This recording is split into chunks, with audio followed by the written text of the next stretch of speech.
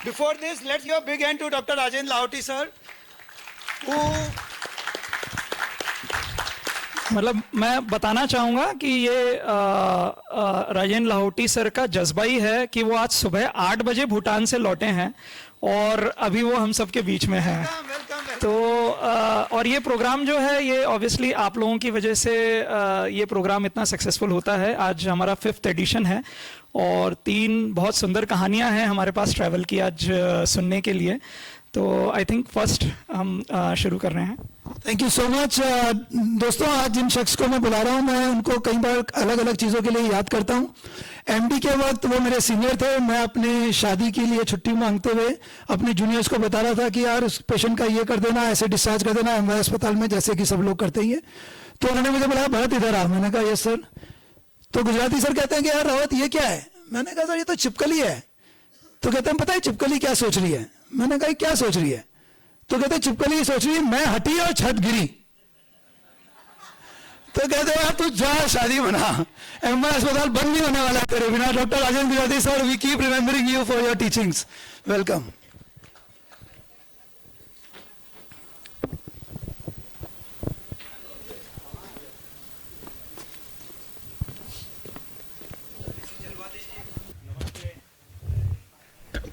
नमस्ते, शुभ प्रभात। आप सभी को नमस्कार। इस रविवार की गर्म सुबह में शायद लाइट गई हुई है, इसलिए कुछ परेशानियां, कुछ गर्मी हो सकती है। तो मैं आपको एक अनंत क्षितिज की यात्रा पर ले जाना चाहता हूं मेरे साथ। ये बात लास्ट ईयर की है। हमने प्लान बनाया था कि जिंदगी में जिस जगह के बारे में इतना सब कुछ सुना है, क्यों ना एक बार उसे जाके देखा जाए। पर कैसे देखा जाए? एक यात्री की तरह, एक ट्रेवलर की तरह, या फिर एक टूरिस्ट या पर्यटक की तरह। मेरे मित्र हैं चेतन एरन, द चेतन एरन, वो और विवेक दुबे, वो भी फिजिशियन है पर शायद आज नहीं आ पाए हैं। और हमारी पत्नियां अलका, निशा और स्वाति, हमने मिलकर सोचा कि हम एक यात्री की तरह इस यात्रा को करेंगे, क्योंकि जो दिख रहा है वो देखने की बजाय हम वो देखना चाहेंगे जो हम देखना चाहते हैं। तो हमारा संकल्प था कि किसी बंधी बंधाई लीक पर हम नहीं चलेंगे और साथ में एक कार हायर करेंगे और उस कार को खुद ड्राइव करेंगे। तो इसके लिए हमने यहां से कुछ तैयारियां पहले से की थी, जो मैं आपको आगे बताऊंगा। और साथ में हमने ये सोचा था कि हम ऐसी जगह रुकेंगे जो शहर के मध्य में या होटल में ना हो। एयरबीएनबी के थ्रू किसी ऐसे ग्रामीण क्षेत्र में या शहर के बाहर कोई विला या एक कोई बेंगलो लेंगे जहां पे आसपास में प्राकृतिक वातावरण हो, जहां से हम आगे बढ़ सकें। तो जब हमारा विमान एडिनबर्ग की धरती पर उतरा तो वहां की स्वच्छ हवा ने हमारा स्वागत किया। कुछ ही कदम दूर एक कार एरिना था जहां से हमने कार हायर करना था, और वो कार की बुकिंग और एयरबीएनबी की सभी बुकिंग हम इंदौर से करके चले थे। कार की बुकिंग के लिए 3 चीजें महत्वपूर्ण हैं जो मैं अभी आपको बताना चाहता हूं। एक तो आपके पास में अंतर्राष्ट्रीय ड्राइविंग लाइसेंस होना चाहिए, इंटरनेशनल ड्राइविंग लाइसेंस, जो कि आरटीओ से काफी सरलतापूर्वक इजीली बन जाता है। उसके मात्र 1500 रुपए लगते हैं, पर उसके लिए जरूरत है कि आपके पास में इंडियन कार ड्राइविंग हो। 3 दिन का समय लगता है। आप यहां पे अप्लाई करें। 2 से 5 मिनट के लिए आपको आरटीओ जाना पड़ता है, फॉर्मेलिटी होती है, एक फोटो खींचते हैं और 3 दिन में आपको आपका इंटरनेशनल ड्राइविंग लाइसेंस मिल जाता है 1500 रुपए में 1 साल के लिए। दूसरा, अगर आप स्कॉटलैंड में या कहीं पे भी कोई भी कार हायर करना चाहते हैं जो आप चलाते हैं, तो उसके लिए आपके पास में क्रेडिट कार्ड होना जरूरी है। इसलिए क्योंकि वो डेबिट कार्ड या दूसरा कोई भी माध्यम स्वीकार नहीं करते हैं। तो इंडियन क्रेडिट कार्ड जिसकी इंटरनेशनल वैलिडिटी हो वो होना चाहिए, और साथ में हमारा इंडियन नेशनल ड्राइविंग लाइसेंस होना भी जरूरी है। और इन सब औपचारिकताओं को पूरा करते ही जैसे ही हम स्टीयरिंग व्हील पे बैठे आगे बढ़ने लगे। ये हमारी यात्रा का था। एडिनबर्ग से हमने शुरू करा।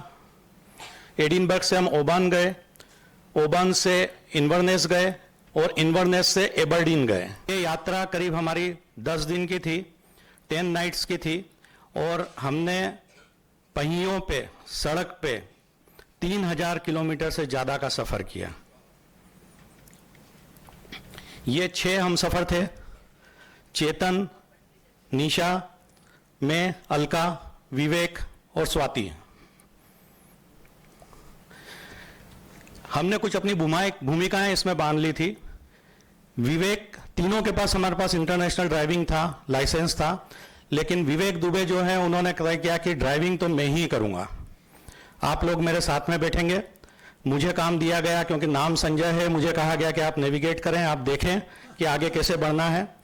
और द चेतन एरन हमारे कप्तान थे, जिन्होंने इस प्रोग्राम का पूरा खांचा खींचा और हर जगह हमारा नेतृत्व किया। और उन्हीं की योजनाबद्ध दृष्टि से ये एक निर्बाध अनुभव हमारे लिए बना। सबसे पहले हम एडिनबर्ग पहुंचे। ये फोटो तो मैं आपको एडिनबर्ग के कैसल का दिखा रहा हूं, लेकिन एडिनबर्ग से हमने कार लेके सबसे पहले ओबान चले गए थे। तो एडिनबर्ग की उन ऐतिहासिक गलियों जहां पे पत्थर भी कहानियां सुनाते हैं, आप आश्चर्य करेंगे कि जब आप एडिनबर्ग की गलियों में चलेंगे तो आपको ऐसा लगेगा कि एक कहानियां आपके साथ चल रही है, एक इतिहास आपके साथ चल रहा है।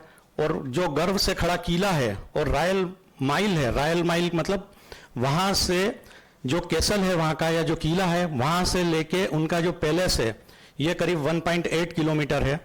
वो रास्ता जो है अपने आप में कहानी सुनाता है और आपको ऐसा लगता है कि आप किसी पुराने समय में चले गए हैं और उस पुराने समय को आप जी रहे हैं। संक्षेप में आपको दूसरी चीजें और ये बताना चाहता हूं कि वहां का सबसे सुंदर जगह जो ओबान जाने के बाद था वो ग्लेनको, उसको अश्रुओं की घाटी भी बोलते हैं। जब वहां दाखिल हुए हम तो ऐसा लगने लगा कि मौन बोल रहा है, उसके अपने शब्द हैं, साइलेंस के वर्ड्स हैं। और वहां ये जितने भी पर्वत थे वो सब धुंध में लिपटे हुए थे, बादलों से उड़े हुए थे, और वहां एक अलग तरह की रूमानियत थी और गंभीरता थी। ऐसा लगता था जैसे सभी कोई तपस्या कर रहा हो। एक ये बेन नेविस है। बेन नेविस स्कॉटलैंड की सबसे ऊंची पर्वत श्रृंखला है। ये ऐसा लगता है कि बादलों को चूमती है। आधा समय बेन नेविस बादलों के बीच में रहता है। यहां खड़े होकर जब हमने नीचे देखा तो ऐसा लगने लगा कि पूरी कायनात छोटी है। वहां पे झरने बह रहे थे और काफी ठंड भी थी। हालांकि हम जुलाई अगस्त में गए थे, वो सीजन स्कॉटलैंड जाने के लिए सबसे अच्छा माना जाता है, लेकिन बहुत तेज हवा और ठंड थी जिसका आनंद हमने उठाया। सबसे रहस्यमय जगह जो स्कॉटलैंड की मुझे लगी वो थी आइल ऑफ स्काई। एक धुंध में लिपटा हुआ तिलिस्म जहां जमीन और आसमान का मिलन होता है क्षितिज पे। यहां के ओल्ड मैन ऑफ स्टोर और क्वीरांग के दृश्य ऐसा लगता है कि आप पृथ्वी पे है ही नहीं। सबसे ज्यादा अट्रैक्शन जो सबसे ज्यादा जिसके बारे में सुना था वो था जेकोबाइट ट्रेन, जहां पे हमने कल्पनाओं का सफर हैरी पॉटर के साथ किया है। ग्लेनफियन वायडक्ट पर जैसे ही धुआं छोड़ती हुई स्टीम ट्रेन का इंजन निकलता है, आपको ऐसा लगता है कि वाह, कहां आ गए हम। और हैरी पॉटर जिसने देखा है, जिसने पढ़ा है, वो उसी दुनिया में वापस चला जाता है। और जो भाप के इंजन और मेहराबदार पुल हैं, ऐसा लगता है कि बस उसे देखते ही रहें।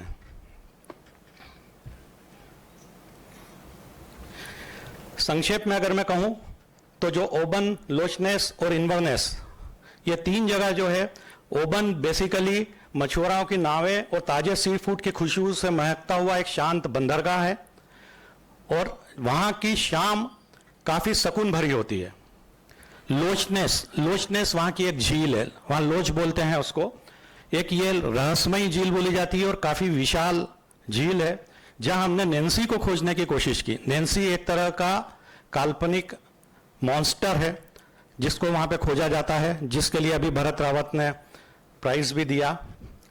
और वहां पे आप एक प्रकृति की गहराई को महसूस कर सकते हैं। उसके बाद हम वहां से इन्वर्नेस गए, जो नेस नदी के किनारे बना हुआ एक सुंदर शहर है और जिसको हाईलैंड्स का हृदय भी कहा जाता है। 3000 किलोमीटर का यह सफर केवल सड़क पर तय की हुई दूरी नहीं थी। हमारे बीच दोस्ती और भरोसे का बढ़ता हुआ एक दस्तावेज भी थी। हमारे जो पड़ाव थे वो बेसिकली हमने 3 जगह रुके थे और 3 जगह रुकने के बाद में एयरबीएनबी में रुक के वहां से सुबह निकलते थे, यात्रा करते थे सड़क से और वापस अपने स्थान पर आ जाते थे। तो जो जगहें थी सब अलग अलग थी। एडिनबर्ग में जब रुके तो वहाँ का किला और रॉयल माइल, ओबन में ग्लेनको, वहाँ पे बंदरगाह और 3 बहने पहाड़ बोलते हैं उसको, 3 सिस्टर्स माउंटेन बोलते हैं, वो देखने लायक है। उसके चित्र भी मैं आपको बताऊंगा। सबसे खूबसूरत जगह जो हम सभी को ये लगी वो थी आइल ऑफ स्काई, जहाँ पे क्विरांग और फेरी पुल्स देखते ही बनते थे। उसके बाद जो शहर थे वो इन्वर्नेस और आइबेडीन, जिसमें लोचनेस और आइबेडीन में जो ग्रेनाइट सिटी है वो देखने लायक है, क्योंकि वो रहस्य की आधुनिक विरासत है। वहां पे हाईलैंड्स हैं, सुनहरा ओबन है और इन्वर्नेस की शाम है। सबसे ज्यादा महत्वपूर्ण था जो हमको ऐसा लगा, हम सभी लोग शाकाहारी, इंदौर से निकले, पूरे इंदौरी सेव मिक्सचर कचौरी समोसे खाने वाले, वहां जाके स्कॉटलैंड में क्या खाएंगे और क्या नहीं खाएंगे। तो इसकी पूरी तैयारी अलका, निशा और स्वाति ने की। साथ में एक बैग भर के यहाँ से हम रेडी फूड लेकर गए थे, जो कि वहाँ की रसोई में सबने मिलके पकाया। पर अलका, निशा और स्वाति ने जो स्वाद दिया है उससे हम ऐसा लगा ही नहीं हमको कि हम घर से बाहर आए हैं। ये जो चित्र आप देख रहे हैं ये हमने जो एयरबीएनबी से विला बुक किया था उसके बाहर के गार्डन का है। इसके चित्र में और भी बताऊंगा आपको। खाने की मेज पे बैठ के शाम को हम 6 बजे 7 बजे घर पहुंचते थे। उसके बाद सब मिलके भोजन तैयार करते थे, साथ में जो खाते थे और जो हंसी ठिठोली होती थी उसके मजे ही कुछ अलग थे। बहुत सी कहानियां उसमें भी बनी हैं, शायद समय कम पड़ जाए वो सब सुनाने के लिए। किसी ने ठीक ही कहा है कि सफर के खूबसूरत होने का कारण मंजिल नहीं होती, बल्कि वे हमसफर होते हैं जो हर मिल पर आपकी हंसी को साझा करते हैं। तो ऐसे ही हमसफर थे चेतन, निशा, विवेक, स्वाति, अलका और सबसे खूबसूरत बीच में विवेक और स्वाति की बिटिया स्वस्ति, जो कि अभी यूके में है, उसने हमें ज्वाइन किया और उसके साथ बच्चों जैसी खुशियां और मस्ती मजाक चलता रहा, जिससे हमारा पूरी यात्रा जीवंत बन गई। ये एडिनबर्ग शहर है जहां पे आप रास्तों में देख सकते हैं रॉयल माइल का पूरा ये सफर है। इतनी पुरानी इमारतें वहां पे बनी हुई है। वहां देखने लायक है कि ये पत्थर की सड़कें जो बनी हैं, इतनी सफाई और इतना सुरक्षित रखा हुआ उन्होंने अपनी धरोहरों को, कि सीखने लायक बातें। ये एडिनबर्ग के का विहंगम दृश्य है एडिनबर्ग के कैसल से एडिनबर्ग सिटी का। ये आइबेडीन की जगह है। अब आप सोचेंगे कि हम जैसे कार से सड़क से यात्रा करते करते गए थे, उसका सबसे बड़ा फायदा हमको ये हुआ कि जहां पे भी हमको ऐसे दृश्य मिले, ऐसी जगह मिली, वहां पे हम रुक गए और रुकने के बाद उसको पूरी तरह से हमने एक्सप्लोर किया, पूरा एंजॉय किया। ये जगह गए थे हम, वहां पे शायद बहुत ही कम लोग पहुंच पाते हैं या जा पाते हैं, क्योंकि ये उनके टूरिस्ट उसमें नहीं है। ये सिर्फ यात्री या जो पर होते हैं या जो ट्रेवल करते हैं वही जा पाते हैं। फिर मुझे याद आया कि शायद हमारे ग्रुप का नाम ट्रेवल ब्लॉग लाहौटी साहब ने इसीलिए रखा है कि हम ट्रेवलिंग करें, टूरिस्ट ब्लॉग नहीं रखा क्योंकि हम टूरिस्ट नहीं बनना चाहते हैं। ये भी एक आइबेडीन का जगह है। अमेरिका बहुत से लोग गए होंगे, वहां पे उन्होंने हार्शू बैंड देखा होगा। स्कॉटलैंड के सुदूर में भी ऐसा ही एक हार्शू बैंड जैसा पर्वत है जिसके चारों तरफ पानी भरा हुआ है। उसके बाद पहाड़ियां हैं। यहाँ पे आप पैदल जा सकते हैं, थोड़ा सा डेंजरस रास्ता है, लेकिन आपको कार पार्क करके करीब 2-3 किलोमीटर पैदल जाके जाना पड़ता है और ये आप तभी जा सकते हैं जब आप सड़क यात्रा कर रहे हो। यहाँ पे बहुत सारे पक्षियों के खूबसूरत डेरे बने हुए हैं और कहा जाता है कि बहुत से रेयर पक्षी भी आते हैं। पक्षियों के बारे में मुझे ज़्यादा नहीं मालूम, शायद चेतन एरन ज़्यादा बता पाए कि कुछ पक्षी जो रेयर पक्षी थे उनको खोजने की चेतन ने कोशिश करी, शायद मिले, कुछ नहीं मिले, कुछ के फोटो भी लिए होंगे उन्होंने, पर मुझे पक्षियों के बारे में ज़्यादा जानकारी नहीं है। ये जगह है जहाँ पे आप देखें कि विवेक और उसकी बिटिया, इतने बड़े बड़े खुले खुले पहाड़ हैं, नीचे समुद्र है और हम पैदल घूम रहे थे वहाँ पे। ये आइबेडीन में ही समुद्र और पहाड़ के बीच में ये छोटे छोटे से रेस्ट हाउस कह सकते हैं आप, या एयरबीएनबी के हाउसेस बोल सकते हैं। इसमें वहाँ के गांव के लोग भी रहते हैं। ऐसी सुंदर जगह जाके आपका मन ही नहीं करेगा कि आप वापस आएं। इतनी सुकून भरी जिंदगी है वहाँ पे। ये वहाँ का एक आइबेडीन का ही समुद्र का एक किनारा है जो कि बहुत शांत समुद्र है।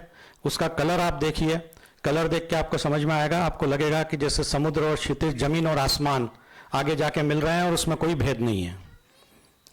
ये हमारी कार थी, 9 सीटर कार हमने ली थी फॉक्सवैगन की, और हमारे सारथी, हमारे विवेक, हमारे ड्राइवर एक फोटो में दिख रहे हैं। और रास्ते में जहाँ पे भी हमें जगह मिलती थी, दरी बिछाने की भी जरूरत नहीं पड़ती थी, नीचे बैठते थे, इतना साफ सुथरा था। चेतन, निशा और सभी लोग जो है इसमें दिख रहे हैं आपको, बैठे हुए कार के नीचे बैठ जाते थे, थोड़ी देर आराम करते थे और फिर आगे बढ़ते थे। वैसे आपको इसमें देख के लग रहा होगा कि कार हम कहीं भी रोक सकते थे, पर स्कॉटलैंड में काफ़ी स्ट्रिक्टनेस है। आप कार की पार्किंग को, खास करके जो उनके टूरिस्ट स्पॉट हैं, वहाँ पे निर्धारित जगह से आधा फुट आगे भी नहीं कर सकते। अगर आधा फुट आगे भी करते हैं तो आपकी टिकट कट जाता है, जो जिसको हम हमारे यहाँ चालान बनना बोलते हैं, वो आपको चालान मिल जाता है। तो बहुत सी जगह तो ऐसी थी जहाँ टूरिस्ट प्लेस पे हम गए, वहाँ पे हमको 2 किलोमीटर 2.5 किलोमीटर दूर कार पार करके पैदल चल के आना पड़ा। तो ये तो वो जगह है जो सुदूर जगह पे है, जहाँ पे कोई देखता नहीं है, या जहाँ पे आप कार रोक के कर सकते हैं। ये लंबी लंबी घाटियां, पहाड़ और रास्ते हैं। आप देखिए कितनी सुंदर जगह है। आप पैदल मीलों चले जाएं वहां पे, आपको इतना आनंद आएगा और थकान भी नहीं लगेगी। ये भी वही है, आप रास्ते में रुकिए, आनंद लीजिए और आगे बढ़ें। ये पहाड़ के बीच में इतनी सुंदर पगडंडियां बनी हुई है, जिसपे हमारे विवेक बाबू और उनकी बिटिया स्वस्ति दूर से चलते हुए आ रहे हैं, किलोमीटर तक पैदल चल रहे हैं। चेतन और निशा ऐसा लग रहे हैं कि जैसे क्षितिज में गुम हो जाएंगे, ऐसे आगे बढ़ रहे हैं। रास्ते में इतने सुंदर झरने और पहाड़ मिलते हैं, इतने फ्लावर्स मिलते हैं कि आपका मन अचानक रुकने को करता है। आप रुके चाहे नहीं रुके, आपके पांव आपके ब्रेक पे लग के गाड़ी अपने आप रुक जाती है। वहां आप रुकें, आधा घंटा रुकें और फिर आगे बढ़ें। ऐसे झरने बहुत सारे हैं, बेहिसाब हैं। ये वहां जगह थी मैन ऑफ स्टॉक। उस पहाड़ के ऊपर बैठ के आपको ऐसा लगता है कि आप बादल के बीच में बैठे हुए हों या आप स्वर्ग में पहुंच गए हों। ये दुनिया से अलग जगह थी। ये फोटो में जितनी सुंदर नहीं दिख रही है, उससे ज़्यादा सुंदर जगह थी। यहाँ पे बादल आते रहते हैं, आप बादलों में खो जाते हैं और सामने कुछ भी दिखाई नहीं देता आपको। ये पहाड़ के ऊपर मैन ऑफ स्टॉक पे ही पहाड़ के ऊपर एक छोटी छोटी सी झील और स्वच्छ पानी रहता है। ये इतना स्वच्छ पानी रहता है कि आप इसमें अंदर नीचे झांक कर देखें तो आपको तलहटी बिल्कुल क्लियर दिखाई देती है। आप पीना चाहें तो ये पानी पी भी सकते हैं। काफ़ी मिनरल युक्त पानी होता है ये। रास्ते में हर जगह पे आपको फ्लावरिंग मिलेगी, सुंदर फ्लावरिंग, खास करके येलो और बैंगनी कलर की, पीले और बैंगनी कलर की फ्लावरिंग की बहुतायत है वहाँ पे। ये जगह देखिए, आपको बिल्कुल तिलिस्म जैसी लगेगी। बिल्कुल रहस्यमय जगह है, जहाँ बीच में आपको पगडंडी भी दिखेगी, जिस पे आप लंबा सफर कर सकते हैं। अगर आपके पास समय हो तो 2, 3, 4 घंटे आपके कहाँ निकल जाएंगे आपको पता ही नहीं चलेगा। और आप देख रहे होंगे कि यहाँ पे भीड़ बिल्कुल नहीं है, कोई भी नहीं है, क्योंकि ये सब जगह ऐसी थी जहाँ पे सिर्फ हम पहुंच पा रहे थे, या जिनके पास जो सड़क से यात्रा कर रहे थे वो जा पा रहे थे। ये कुछ फ्लावर्स के साथ में पहाड़ हैं। ये 3 सिस्टर्स या 3 बहनें पहाड़, वहाँ का काफ़ी प्रसिद्ध पहाड़ है वहाँ पे। पर हम जहाँ रुके थे वो कुछ अलग जगह थी, जहाँ से हमने 3 सिस्टर्स को देखा कि जो टूरिस्ट प्लेस था, वहाँ पे इतनी भीड़ थी कि हमको पार्किंग की जगह ही नहीं मिली। और बाद में हमें महसूस हुआ कि अच्छा हुआ हमको वहाँ से पार्किंग की जगह नहीं मिली, क्योंकि जो जगह हमने खोजी थी वो उससे बहुत ज़्यादा अच्छी थी और वहाँ पे हमारे अलावा कोई भी नहीं था। ये भी वही जगह है दूसरे एंगल से। ये आप देखेंगे कि पहाड़ के ऊपर पर्वत पे पूरे बादल छाए हुए हैं और पूरी पगडंडी ये रास्ता जो है इस पे रोड चल रही है, यहाँ पे पूरी झील है और बड़ा सुंदर दृश्य बनता है। ये मेन ऑफ स्टार्क काफी फेमस जगह है, वहां की टूरिस्ट प्लेस है, लेकिन हम पीछे की तरफ से गए थे तो हमें वहां पे भीड़ कम मिली। आगे की तरफ से भीड़ बहुत ज्यादा थी। हो सकता है कि वहां से दृश्य इससे ज्यादा सुंदर बनता हो, लेकिन हमको तो ये था कि हम अकेले रहें, आनंद में रहें और उस जगह का पूरा आनंद लें बगैर भीड़ के। ये भी वही जगह है। ये जो है ये हाईलैंड काऊ है। हाईलैंड काऊ को हमारे यहाँ पे हमारे अलका, निशा और स्वाति ने झबरी गाय का नाम दिया था कि ये हिंदुस्तानी झबरी गाय है जो कि वहां पे हाईलैंड्स में बहुतायत में देखने को मिलती है और उसको देखते हुए ऐसा लगता है कि पीछे पर्वत भी कुछ नहीं है। साथ में जो पगडंडी पे निशा और अलका जा रही है वो ऐसा लगता है कि वो अनंत की तरफ जा रही है। ये इन्वर्नेस की एक खूबसूरत शाम थी। हम निकले थे, रास्ते में एक ब्रिज पर रुके, वहां पे ब्रिजेस बहुत ज्यादा हैं और ये कलर और ये दोनों तरफ देखकर पानी में सन का रिफ्लेक्शन देख के हम अपने आप को रोक नहीं पाए और यहाँ पे बहुत सारे चित्र लिए। सभी चित्र दिखाना तो संभव नहीं होगा यहाँ पे। ये केसल के बाहर का है।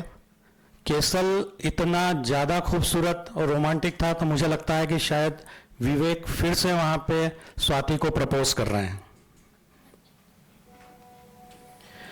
ये लोचनेस में एक केसल है, झील किनारे, बड़ी फेमस है, बड़ी सुंदर जगह है, लेकिन अब अवशेष बचे हैं। अपने समय में ये विशेष रही होगी, लेकिन अब अवशेष है।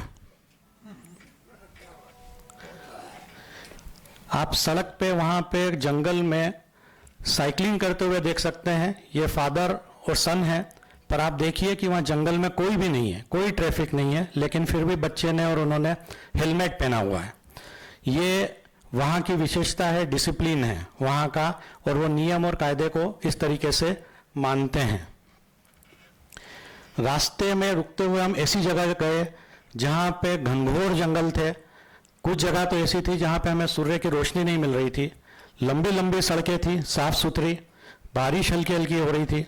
ये विवेक है हमारे, विवेक दुबे, जो सड़क पे चल रहे हैं।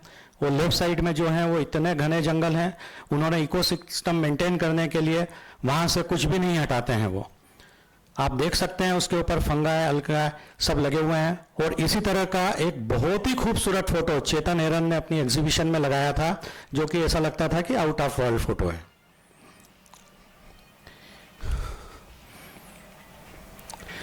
ये भी वही जगह है वहां की।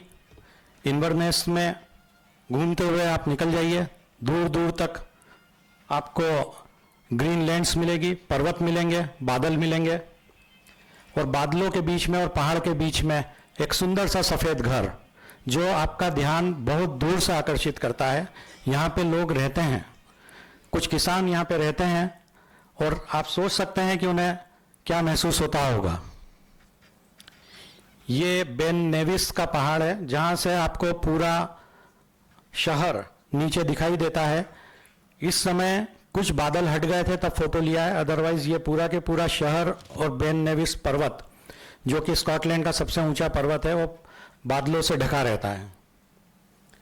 अगेन ये आप देखेंगे रहस्यमयी पहाड़ियां आपको दिखेंगी, जो कि पहाड़ियां अगर आप एक टूरिस्ट बन के जाएंगे तो शायद ना देख पाए, या बस से ऐसे ही देख पाए, वहां रुक नहीं पाएंगे। ये एडिनबर्ग का ओबन का किला है। ओबन के किले में गए थे हम। एक बड़ा ही खूबसूरत घर रास्ते में हमें दिखा, और ऐसे कई घर वहां बने हुए हैं जिनका आप आर्किटेक्चर देखिए, फ्लावर देखिए, और रहने की जगह देखिए, और पीछे स्काई देखिए उसका। जो प्रकृति है वो तो है ही वहां पे, लेकिन साथ में उन्होंने मॉडर्नाइजेशन भी किया है। ये कंक्रीट जंगल उनका। अगेन ये बंदरगाह है, और ये जगह जो है ये हमने 1 एकड़ जगह है जो हमने एयरबीएनबी से ओबन में ली थी, जहाँ पे हम 3 दिन रात और 4 दिन रुके। ये पूरा गार्डन था। ये हमारे जो एयरबीएनबी हाउस था उसके सामने की जगह है। आप देखिए सामने पूरा के पूरा एक झील है, सामने पहाड़ है। ये बाहर का गार्डन और पूरा लगा हुआ था। ये चेतन खड़े हुए हैं बाहर सड़क पे, यहाँ से कोई आता जाता नहीं है, सिर्फ हम लोग थे वहाँ पे जंगल में, उसके अलावा कोई नहीं था। ये करीब 5 बेडरूम का पूरा विला था, 2 मंजिल का। इसका जो किचन था वो फुल्ली लोडेड था। फुल्ली लोडेड से मतलब ये है कि हर चीज की हर सामग्री उसमें भरी हुई थी। जो रूम्स थे वो बहुत ही सुंदर और फर्निश्ड थे। और सबसे बड़ी बात यह कि यहाँ जाने के बाद ये मेनलेस पूरा घर होता है। आपको पहले से पता होता है कि चाबी कहाँ पे रखी हुई है, उसका की नंबर क्या है, कोड नंबर क्या है। आप वहाँ जाइए, कोड डालिए, दरवाजा खुल जाएगा।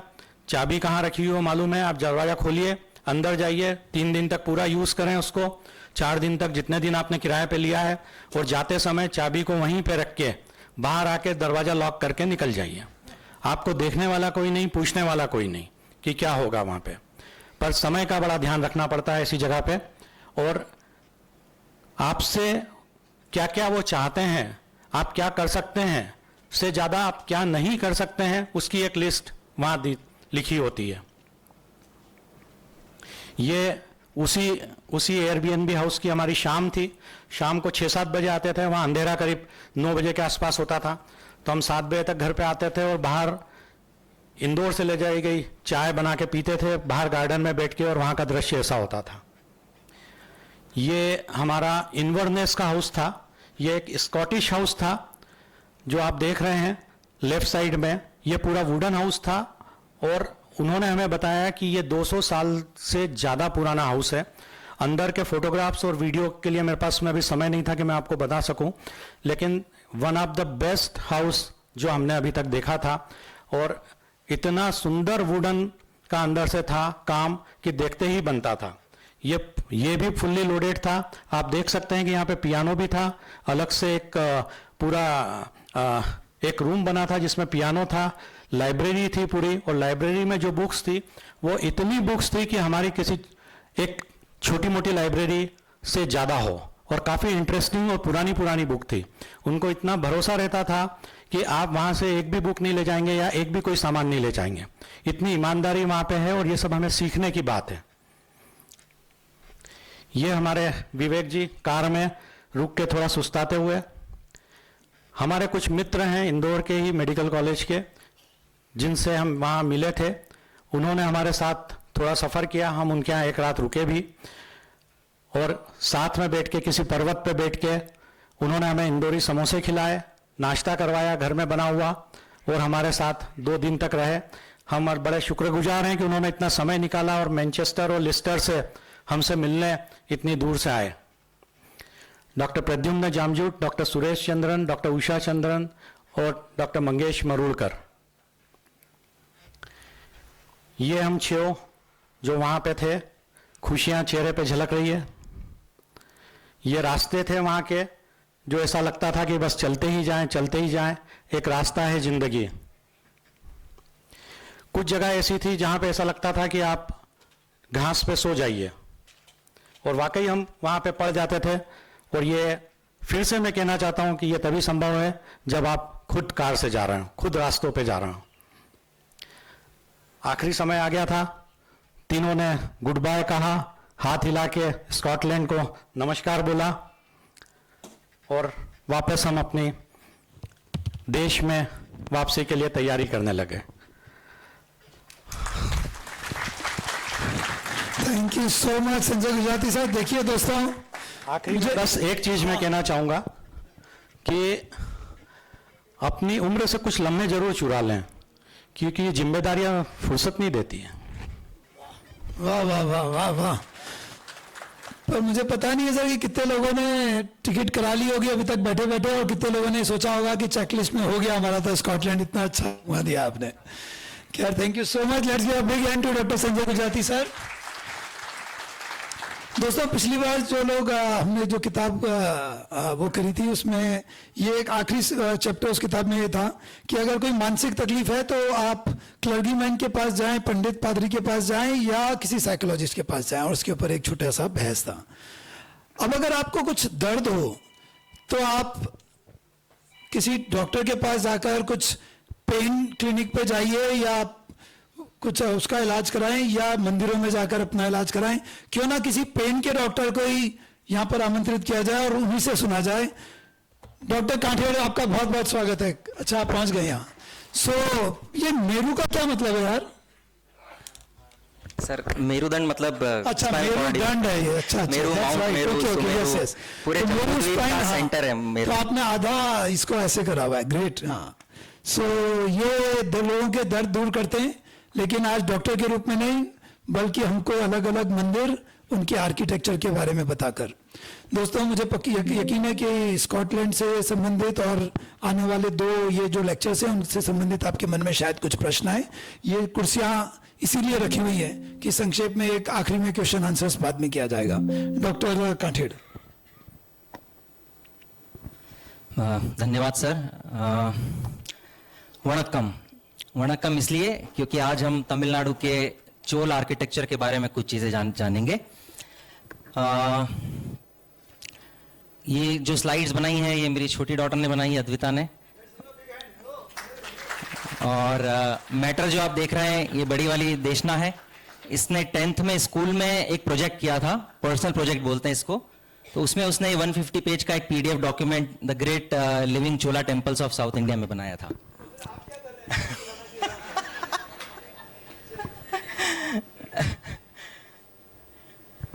तो ये एक इम्प्रॉम्प्टू जर्नी थी तो 2019 में।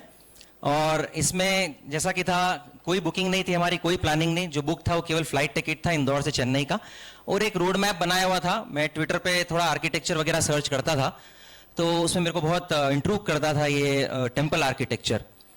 तो फिर हमने ये वाला रूट बनाया कि हम चेन्नई पहुंचे और चेन्नई से हमने एक टैक्सी करी 480 किलोमीटर। फिर हम वहां से सीधे पहले मीनाक्षी अम्मम आए और फिर वहां से वापस हम ऊपर तमिलनाडु में चढ़े।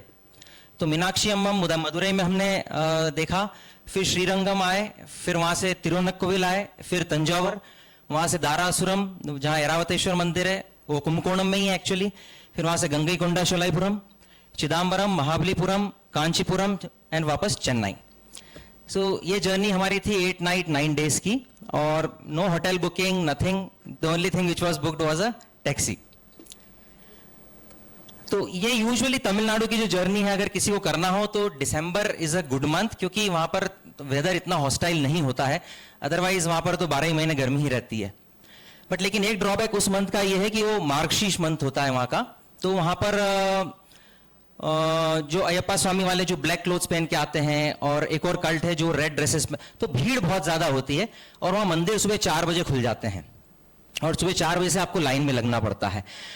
तो मंदिर को देखने का हमारा अभी तक का ये रहता है कि हम महाकाल गए तो भस्मारती देखी और आ गए, दर्शन किए और आ गए। हम वहाँ के कुंड में 10 मिनट अगर शांति से बैठना चाहें, या अगर कुछ वहाँ के पुरानी अगर दीवालों पे हम नजर उठा के देखें तो हमको कलाकृतियां और मूर्तियां और आर्किटेक्चर पत्थर में तराशा हुआ दिखेगा। तो वाय दक्षिण भारत, क्योंकि जो वहाँ की आध्यात्मिकता, स्पिरिचुअलिटी और जो वहाँ का इतिहास है, ये हजार साल पुराने टेम्पल्स हैं, और जो उसमें आर्किटेक्चर है वो बहुत ही अद्भुत है।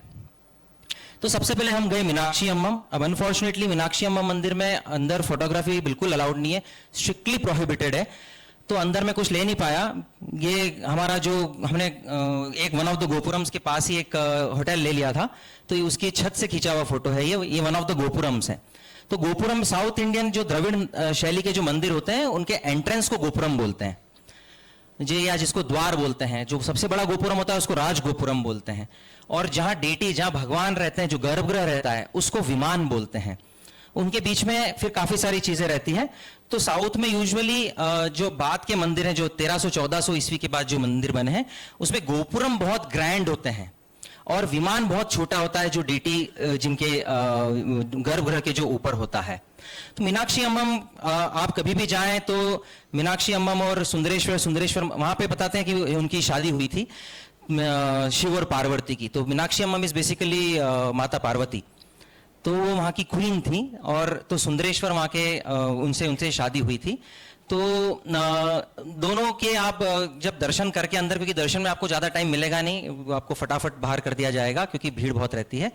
लेकिन जब आप बाहर, जब गर्भगृह के जब बाहर आएंगे तो जो आप आर्किटेक्चर देखेंगे वो अनमैचेबल है, और मैं एक्सप्लेन भी आपको नहीं कर सकता जब तक कि आप खुद देख के उसको देखेंगे नहीं, उसके पास बैठेंगे नहीं, उससे वार्तालाप करेंगे नहीं, क्योंकि वो 1000 साल की हिस्ट्री अपने ऊपर लेके बैठा हुआ है।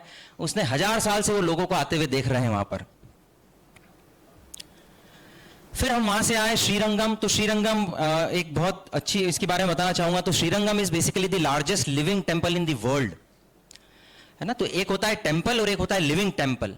तो ये लिविंग टेम्पल है। लिविंग टेम्पल मतलब जहां पर भगवान विराजमान है, जो वहां के किंग हैं, जो वहां के राजा हैं, वहां उनकी पूजा होती है।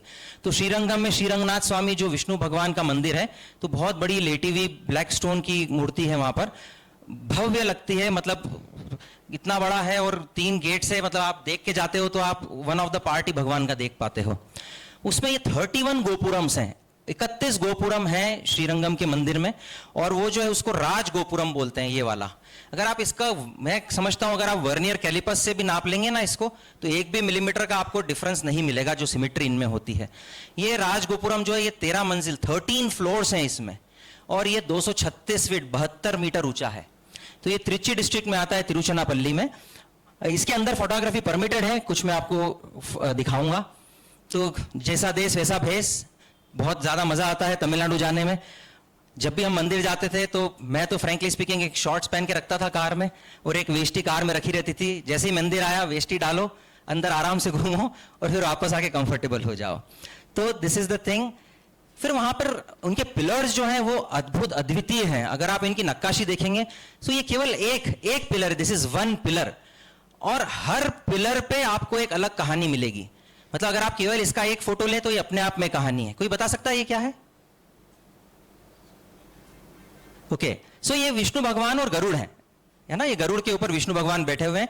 आप विष्णु भगवान की आइकोनोग्राफी कैसे पहचानेंगे? उनके हाथ में एक शंख होता है और एक चक्र होता है, सुदर्शन चक्र।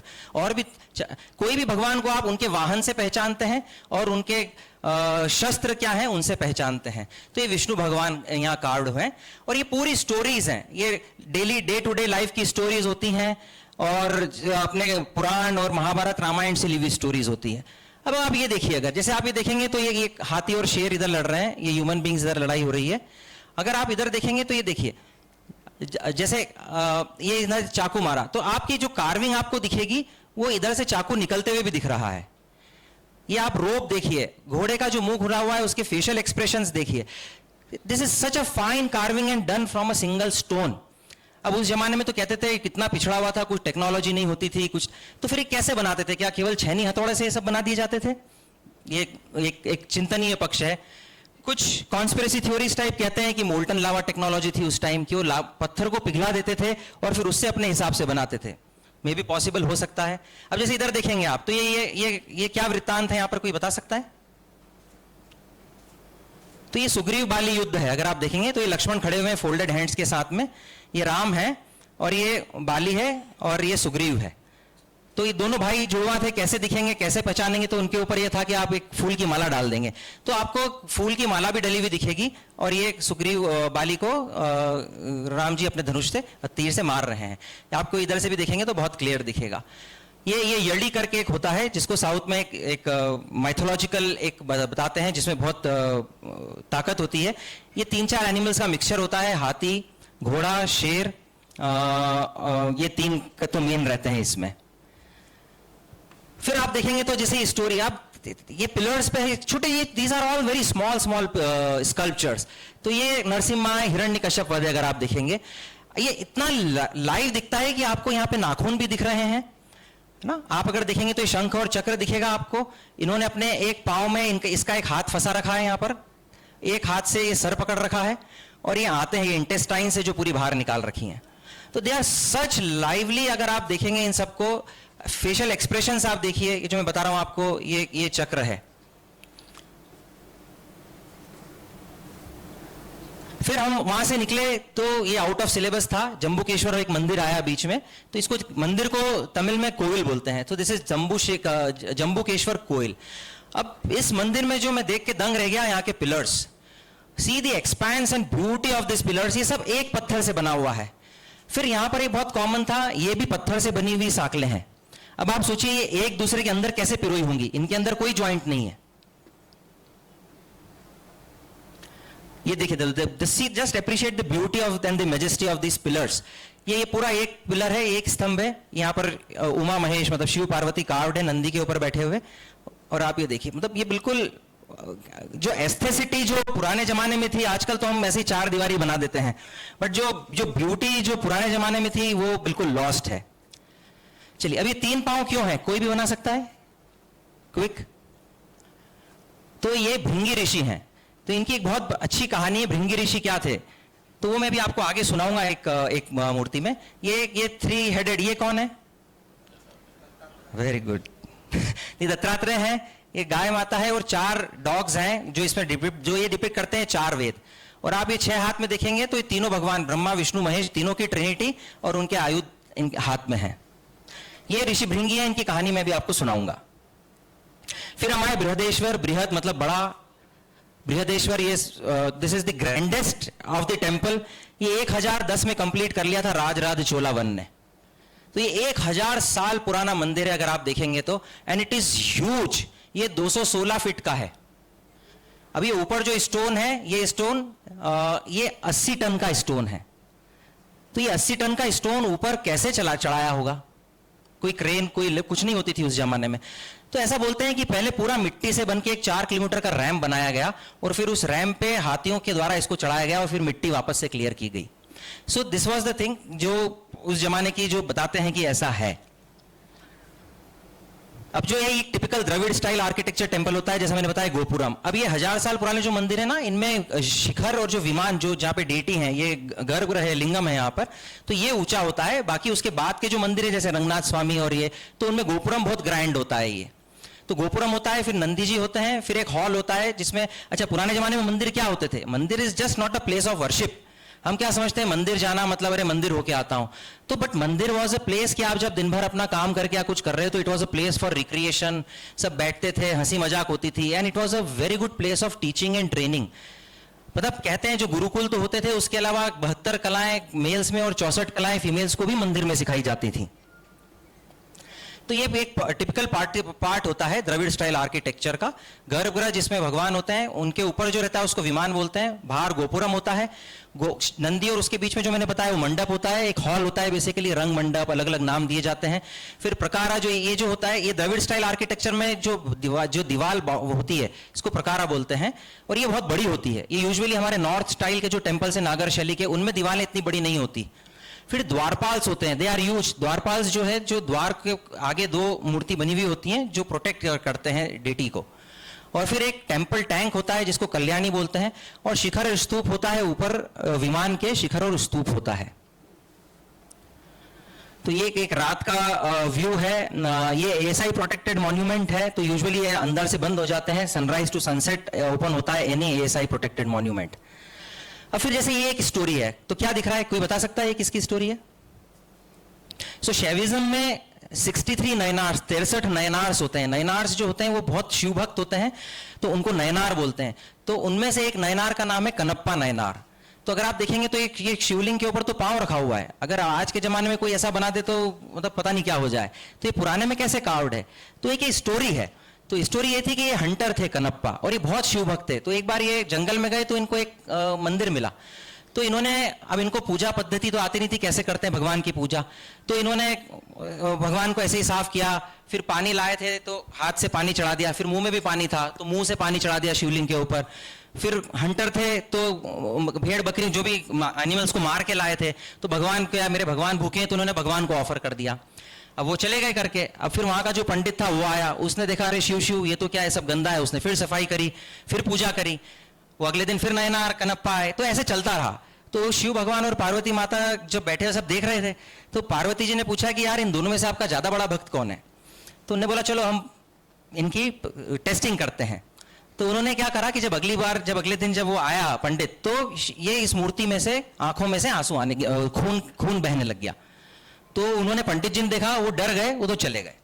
अब जब कनप्पा आए तो इन्होंने देखा कि यार ये हमारे भगवान रो क्यों रहे हैं, इनको क्या प्रॉब्लम है, इनकी आंख में से खून क्यों आ रहा है? तो इन्होंने अपने एरो से आंख निकाली और एक आंख वहां पे लगा दी। अब जब एक आंख वहां पे लगा दी, तब दूसरी आंख से खून आना चालू हो गया। तो जैसे ही खून आना चालू हुआ तो इन्होंने एरो उठाया दूसरी आंख को करने के लिए। फिर उन्होंने सोचा कि अगर मैं दूसरी आंख निकाल दूंगा तो मैं देखूंगा कहां कि लगानी कहां है।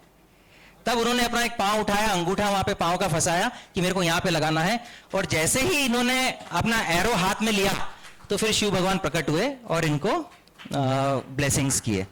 तो व्हाट आई मीन टू से is every single architecture, every single pillar के भी 4 डायरेक्शन है इधर उधर, ये सब अपने आप में स्टोरी है अगर आप रुकें, देखें और समझें तो। फिर उसके बाद हम आए गंगईकोंडा शोलापुरम में। तो ये राजेंद्र चोला इनके बेटे ने बनाया। अब वो 216 फीट का था, उन्होंने इसको 175 फीट का ही बनाया। कहते हैं कि ठीक है मैं मेरे फादर से हायर नहीं जा सकता, तो इन्होंने एक छोटा टेंपल बनाया। ये इसके फोटोग्राफ्स हैं, ये सारे फोटोग्राफ्स हमने ही लिए हुए हैं। अब जो मैं आपको द्वारपाल बता रहा था, तो देखिए सीधी एक्सपांस, ये 16 फीट की मूर्ति है। अब अगेन हिंदुइज्म में या कोई भी मंदिर में आपको कोई भी चीज सिंबॉलिक होती है, तो क्या इसमें क्या सिंबॉलिक है? अगर आप देखेंगे तो ये हाथी है। अभी इस हाथी को एक सांप ने निगल रखा है, करेक्ट? तो इसका सिंबॉलिज्म ये है कि द्वारपाल कितना ताकतवर है कि एक हाथी जिसको एक सांप ने निगल लिया, वो सांप को अपने पांव के नीचे दबा के खड़ा हुआ है, और ये द्वारपाल अंदर की तरफ ऐसे इशारा कर रहा है कि सोचो मैं इतना ताकतवर हूं तो जो अंदर है वो कितना ताकतवर होगा। So this is the story that they say, but I believe in them. अब ये जो है ये मेरा दुखती रग है, ये मूर्ति। कोई बताएंगे ये क्या है? Very good. So this is Ardhanarishvara. कैसे पहचानते हैं? तो मैं कुछ चीजें बताऊंगा आपको। जैसे ऑब्वियसली ब्रेस्ट दिख रहा है लेफ्ट साइड, तो left side is female, right side is mail. अब इसकी आप ब्यूटी देखिए। पहली चीज अर्धनारीश्वर क्या है, तो यहां पर वो भृंगी ऋषि की कहानी आती है। तो ये बहुत शिव भक्त थे भृंगी ऋषि। तो ये आप शिव जी के कैलाश पर्वत जाते, शिव जी की परिक्रमा करते हैं रोज, डेली इनका एक काम था। तो एक दिन माता पार्वती ने कहा तुम शिव जी की परिक्रमा करते हो, मेरी क्यों नहीं करते हो? हम दोनों तो एक हैं, शिव और शक्ति इज द सेम। तो उन्होंने नहीं सुना, मैं तो इनकी करूंगा। तो माता पार्वती पास में आ गई, तो उन्होंने बीच में एक सांप का रूप बनाया और नीचे से स्लाइड करके आ गए। तो जब शिव भगवान ने देखा तो फिर वो माता पार्वती में मर्ज कर गए। तो तो half was the right was the male, left was the female. अब लेकिन भृंगी ऋषि तो जिद्दी थे, उनको तो शिव भगवान की ही करनी थी। तो उन्होंने एक भृंगी मतलब एक बी, एक मधुमक्खी का रूप बनाया और दोनों के बीच में से पियर्स करते हुए निकल गए। तो अब जब वो निकल गए तो माता पार्वती को बहुत गुस्सा आया, तो उन्होंने उनको श्राप दे दिया कि तुम समझते हो कि शिव या पुरुष ही सब कुछ है और शक्ति और प्रकृति अगर कुछ नहीं, तो जो तुमको प्रकृति से मिला है वो सब खत्म हो जाए। मतलब प्रकृति से क्या मिला है एक बॉडी को, तो कहते हैं कि ब्लड, मसल्स, ये सब चीजें जो है ये प्रकृति से मिली है, और बोन्स जो है ये पुरुष से मिली है। तो वो एक हार्ड मांस का पुतला बन के रह गए, केवल मांस नहीं, केवल हार्ड का, और वो नीचे गिर पड़े क्योंकि उनका सपोर्ट सिस्टम, ब्लड सब चला गया। लेकिन वो फिर भी शिव शिव करते रहे। तो फिर शिव भगवान को उनके ऊपर आया कि नहीं ये तो मेरा असली भक्त है। ही ऑल्सो रियलाइज कि Shiva and Shakti is the same, they are not different. तो फिर शिव भगवान ने उनको एक और पांव दिया खड़ा होने के लिए कि भाई तुम खड़े हो और तुम कर सको। तो इसलिए आप वाला मूर्ति जब भी देखेंगे कहीं पे भी आर्किटेक्चर में, तो it is basically Bhringi Rishi 3 legged, और अगर आपने ध्यान दिया हो तो वो एकदम कृष्काय थे। अब आते हैं इस आर्किटेक्चर पे। कितना सिंपल सा आर्किटेक्चर लगता है, लेकिन अब मैं आपको इसकी इंट्रिकेसीज बताता हूं। So right side is male, left side is female. अगर आप अप्रिशिएट करें तो राइट साइड के थाइज ज्यादा स्टाउट हैं, ज्यादा मजबूत है राइट साइड के थाई, लेफ्ट साइड के थोड़े डेलिकेट हैं। Because the male is little bit higher than the female. तो ऊपर जाके हाइट सेम करनी थी। क्यों? क्योंकि शिव और शक्ति सेम है, छोटा नहीं हो सकता। वो मेल और फीमेल के राइट्स हिंदुइज्म के हिसाब से इक्वल हैं। तो शिव भगवान राइट साइड में थोड़ा ज्यादा झुक गए, इसीलिए आपको दिखेगा ये राइट घुटना मुड़ा हुआ है, करेक्ट? अब देखिए लेफ्ट घुटना बिल्कुल स्ट्रेट है। नाउ सी दी पटेला, ये पटेला बड़ा है, ये पटेला छोटा है, करेक्ट? अब आप ड्रेस देखिए तो ये शिव भगवान का सिंपल सा है, ये माता पार्वती का एक बढ़िया सा ड्रेस बना रखा है। फिर आप हिप का कर्व देखिए, सो this is a typical feminine curve, और यहां पर वो कर्व नहीं है। अब और ऊपर आइए, शोल्डर्स को देखिए, so these are the right side broad shoulders, correct. ये शोल्डर थोड़े से as compare to this lesser broad है। अगर आप इस मूर्ति को हाफ इधर रख के देखेंगे तो आपको दोनों की स्माइल्स भी अलग दिखेगी, दोनों की आईब्रोज डिफरेंट हैं, दोनों के ऑर्नामेंट्स अलग हैं, दोनों के कान के जो छेद हैं वो अलग हैं। So that is how you should start appreciating the sculptures and just not going and doing darshan of the deity. So ये मेरा सबसे फेवरेट स्कल्पचर है, मैं इसको अर्धनारीश्वर का। फिर ये राजेंद्र चोला है, शिव भगवान इनको फेलिसिटेट कर रहे हैं, इन्होंने मंदिर बनाया है इसके लिए, तो ये बहुत आइकॉनिक मूर्ति है। फिर हम आते हैं ऐरावतेश्वर पे। तो ऐरावतेश्वर 1166 में इनके पड़पोते राजराज चोला ने बनाया, पड़ जो भी जनरेशन रही होगी। अब ये उससे भी छोटा है, लेकिन this temple is treasure of architecture. अगर किसी को आर्किटेक्चर देखना, सीखना, समझना है, यहां जाएं। कभी भी कोई मंदिर में जाते हैं हमेशा एक गाइड जरूर करिए, क्योंकि कुछ चीजें हमको गाइड से ही सीखने को मिलती हैं। अब बारिश हुई थी उस टाइम वहां पर, ये 2019 का है, ये अद्विता है, she was just 10 years that time. और आई एम वेरी लकी कि इन लोगों को ये बोर नहीं होते मेरे साथ मंदिर जाने में, इनफैक्ट ये बहुत मजे आते हैं। सुबह 4 बजे उठ जाते थे हम लोग, लाइन में लग के दर्शन करके आके फिर ब्रेकफास्ट करते थे। अब देखिए, एक ही पिलर के 4 साइड देखिए। अब ये पूरी शिव भगवान की जो है शादी डिपिक्टेड है इसमें। ये देखिए, नंदी के ऊपर शिव भगवान बैठे हुए हैं, ये गण है। अब ये देखिए, नाउ अगेन हियर आपको सारे गॉड आइडेंटिफाई होंगे। ये देखिए हाथी बना हुआ है, तो ये ऐरावत है, और ये इंद्र भगवान है। ये क्या है? ये हंस है। ये 3 मुंह भी दिख रहे होंगे आपको, तो ये ब्रह्मा है। अगेन ये गरुड़ दिख रहा है आपको, और ये विष्णु, तो ये विष्णु भगवान है ना। तो ये सब शादियों में बारात में जा रहे हैं। अब ये मैरिज सोलेमलाइज हो रही है यहाँ पर, ये कन्यादानम हो रहा है, और शादी होने के बाद ये सब सब लोग वो कर रहे हैं इसको, और ये शिव पार्वती बैठे हुए हैं। फिर ये होने के बाद अगर आप देखेंगे तो ये मोर है, करेक्ट। मोर कौन से भगवान का वाहन है? तो ये कार्तिकेय इनके बेटे हैं। अपने नॉर्थ इंडिया में कार्तिकेय का कुछ ज्यादा सिग्निफिकेंस नहीं है, अपने यहाँ गणेश भगवान को ही मानते हैं, लेकिन साउथ में कार्तिकेय या मुर्गन इज बेसिकली कार्तिकेय भगवान, तो कार्तिकेय भगवान का है। और फिर ये नंदी पे शिव और पार्वती बैठे हुए हैं। अगेन ये यहाँ पर हंस है, और यहाँ पर वापस से आपको हाथी दिख रहा है, और ये गरुड़ है। तो एक ही पिलर के चारों ओर उन्होंने पूरी शिव भगवान की शादी का डिपिक्शन किया हुआ है। Again it is the same. मैं बहुत ज्यादा टाइम हो जाएगा आई थिंक, सॉरी। भविष्य में कितना टाइम हो? 5 minutes, ओके। तो अब इस मंदिर में ना ये मिनिएचर स्कल्पचर्स हैं। ये देखिए, मेरा कैमरा देखिए आप, ये रात हो गई थी, अंधेरा हो गया था, तो ये लाइट में ले रहा हूं ना। सी मतलब ये आनंद तांडव करते हुए है, कितने मिनिएचर। ये 1 इंच का स्कल्पचर भी नहीं है कृष्ण भगवान का। ये जो डिपिक्ट कर रहा है ये गज संहारम मूर्ति है, मतलब एक गज के एक डेमन था, एक राक्षस था, तो शिव भगवान ने अपने नाखून से उसका पेट फाड़ के और उसको पूरा ऐसे करके फाड़ के करा, और फिर उसके पेट के अंदर तांडव किया। तो ये हाथी का मुंह दिख रहा है, और ये देखेंगे तो इधर पूंछ भी दिख रही है आपको। So this how small miniature sculptures are there that we can appreciate. और फिर पूरा मंदिर घोड़े और हाथी के ऊपर बना हुआ है। अब इतनी छोटी छोटी चीजें देखिए, हाथी चार्ज कर रहा है, खड़ा हुआ नहीं है, करेक्ट। ये हाथी दिस एलिफेंट इज चार्जिंग। अब चार्ज कर रहा है तो इसकी पूंछ भी ऊपर उठी हुई है, अदरवाइज अगर नॉर्मल हाथी होता है इसकी पूंछ भी नॉर्मल होती। तो बहुत इंट्रिकेसीज हैं इन स्कल्पचर्स में अगर हम देखें तो। फिर ये बहुत कॉमन है वहां पर, ये देखेंगे अगर आप इधर से देखेंगे तो ये गाय है, नंदी है सॉरी। अगर इधर से देखेंगे तो ये हाथी है, इसकी सूंड है और इसके दांत है। तो ये ऑप्टिकल इल्यूजन वाले होते हैं। फिर अभी मैंने कनप्पा की स्टोरी आपको सुनाई थी। अब कितनी छोटी सी चीज है, ये माँ सरस्वती है, ये इनकी 3rd आई है माता सरस्वती की। ये हाथ में कमंडल और रोजरी है, मतलब जपमाला है।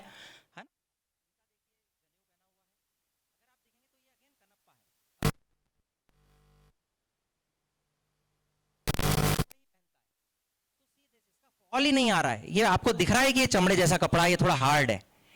Now the see the beauty. आज हम बाटा की चप्पल पहनते हैं, ये 1000 साल पुरानी डिजाइन है। This design is 1000 years old design. So ये है। फिर ये day to day life, again ये बहुत स्टोरीज हैं। ये रावण जो है इसने कैलाश पर्वत उठा लिया था, शिव भगवान इसकी सुन नहीं रहे थे, तो फिर शिव भगवान ने जस्ट अपना केवल अंगूठे से नीचे दबाया तो रावण नीचे बैठ गया। तो आप देखेंगे इसके पांव नीचे की तरफ खड़ा हुआ नहीं है, ये इधर ये शिव भगवान है। ये अगेन ऑप्टिकल इल्यूजन है। तो 3 फीमेल्स डेली खेल वेल चल रहा है, डमरू बजा रहे हैं, नाच रहे हैं, बट लेग्स 4 ही हैं। फिर अगेन ये अर्जुन के पेनिस की स्टोरी है, शायद मैं नहीं सुना पाऊंगा। फिर वरदराज पेरुमाल मंदिर, पेरुमाल मीन्स बेसिकली विष्णु भगवान का मंदिर। तो इसकी ब्यूटी अगेन, ये फोटो केवल मैंने इसलिए दिया है, सी दिस चेन, ये पूरी ऊपर से इसमें ही टंगी हुई है, ये बीच पे टूट गई थी तो एक लोहे से इन्होंने ASI वालों ने करा हुआ है इसको, बट एक इसकी साकल जो है वो इंडिपेंडेंट है। एंड सी द एस्थेसिटी, जो लास्ट वाला है उसमें इन्वर्टेड लोटस बर्ड बना रखी है उन्होंने। ये उनका टैंक है और कहते हैं यहाँ श्री अतिथि वरदराज इज इन चिर योग निद्रा। तो यहाँ भगवान योग निद्रा में इस तालाब के अंदर लेटे हुए हैं। ये इसका 100 पिलर्ड हॉल्स है, एक एक कार्विंग देखने में बहुत टाइम लगेगा। अगेन ये रामायण की स्टोरी कार्व्ड है।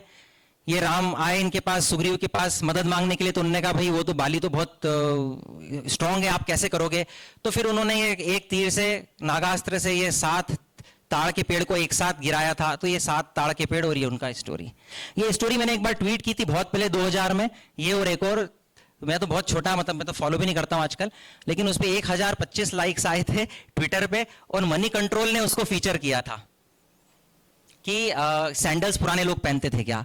अब ये कांचीपुरम में एक और कांची कैलाशनाथ टेम्पल है, ये 700 में बना हुआ है। ये 1350 साल पुराना मंदिर है, 1350 years or more than that। ये पल्लवा डायनास्टी का है। तो चोल डायनास्टी का आर्किटेक्चर अलग है, पल्लवा का अलग है, होयसला का अलग है, विजयनगर का अलग है, कलिंग का अलग है। आप जाएंगे तो सबके आर्किटेक्चर, और आप पहचान पाएंगे कि ये आर्किटेक्चर इस दौरान है। अब ये देखिए, अभी तक भी यहां पर पेंटिंग्स इंटैक्ट हैं, जबकि बारिश, धूल, मिट्टी, आंधी, तूफान सब आया हुआ है, but still the colours are present. फिर food, it is a part of the thing. South Indian food हमें बहुत ज्यादा पसंद है, वी आर वेजिटेरियंस। 5 रुपए में आज भी बटर मिल्क मिल सकता है, और बिल्कुल कुछ फेंकने की जरूरत नहीं, वो लोग इसी में देते हैं, और आप बढ़िया पीजिए, सापड़ खाइए आराम से। 100 रुपए में आपको मिल जाता है। 300-400 रुपए से ज्यादा एक लंच डिनर में खर्च ही नहीं होता वहां पे। Obviously you don't have to go to Saravana Bhavan, Anand भवन, अडियार भवन एंड ऑल। छोटी छोटी जगहों को एक्सप्लोर करिए, ऐसी जगह में बहुत मजा आएगा। फिर मैं खत्म करूंगा अपना टॉक, लेकिन अभी एक बार 2019 में हम यहाँ पे गए थे, अभी 2024 में दिसंबर में हमने फिर वापस मदुरई में लैंड किए, और इस बार हमने वहां से डाउन साउथ गए। तो हमने Rameswaram, Uttara Kosamangai, Uttara Kosamangai is supposedly the oldest Shiva temple in the world, 3500 साल पुराना मंदिर है ये। फिर रामनाथपुरम, तिरुचेंदू, कन्याकुमारी, सुचिंद्रम की अगर आप आर्किटेक्चर देखेंगे, इसमें एक आर्किटेक्चर बना हुआ है, एक पतली सी संटी अगर हम लें तो एक राइट कान से निकालेंगे तो लेफ्ट कान से निकल जाती है, और पूरा आर्किटेक्चर कार्व्ड है। मैं आपको दिखाऊंगा उसका जस्ट एक आपको। फिर Tirunelveli, Sri Vaikuntam, Adichanallur, Nanguneri, Thirukkurungudi actually TVS group के जो है उनका गांव है, बट जो यहाँ का तिरुक्कुरुंडी का जो टेम्पल है, out of the world temple. फिर तेनकासी, और फिर लास्ट में तुत्तुकुड़ी से फिर हम वापस ट्यूटिकोरिन से हम वापस से फिर इंदौर आ गए थे। ये अगली बार कभी बताऊंगा अगर भावेश और सर मेरे को देंगे मौका तो। ये म्यूजिकल पिलर्स हैं, ये अगर आप देखेंगे ना तो एक ही पिलर से बने हुए हैं। अब आप सोचिए, इसके अंदर मैंने ट्राई किया, मेरे हाथ अंदर पूरा उंगली तक नहीं गई मेरी अंदर, और वहां पे उन्होंने कैसे कार्व किया होगा। एंड हर म्यूजिकल पिलर में से अलग अलग नोट आता है, इफ यू टैप देम। उसका वीडियो है मेरे पास। So, ये लाइव इनका मैं बता रहा था कैसे कार्व करते थे। आप देखिए, मतलब ये वीरभद्र बोलते हैं इनको। ये इनमें अगर आप इधर से संटी डालेंगे ना तो इधर से निकल जाती है, और ये देखिए मतलब इतना लाइवली होता है। अगर आप इनके थाई देखेंगे, ऑर्नामेंट्स देखिए, और ये यहाँ पर आपको पाँव की वेन्स भी दिख जाएंगी। आप नाखून देखिए, सच ब्यूटीफुल। ये राम है और ये सुग्रीव है, मतलब दे अमेजिंग। वॉट एवर कितना भी बोलो इनके लिए कम है। तो नांदी, धन्यवाद, thank you. Sorry I overshoot my time.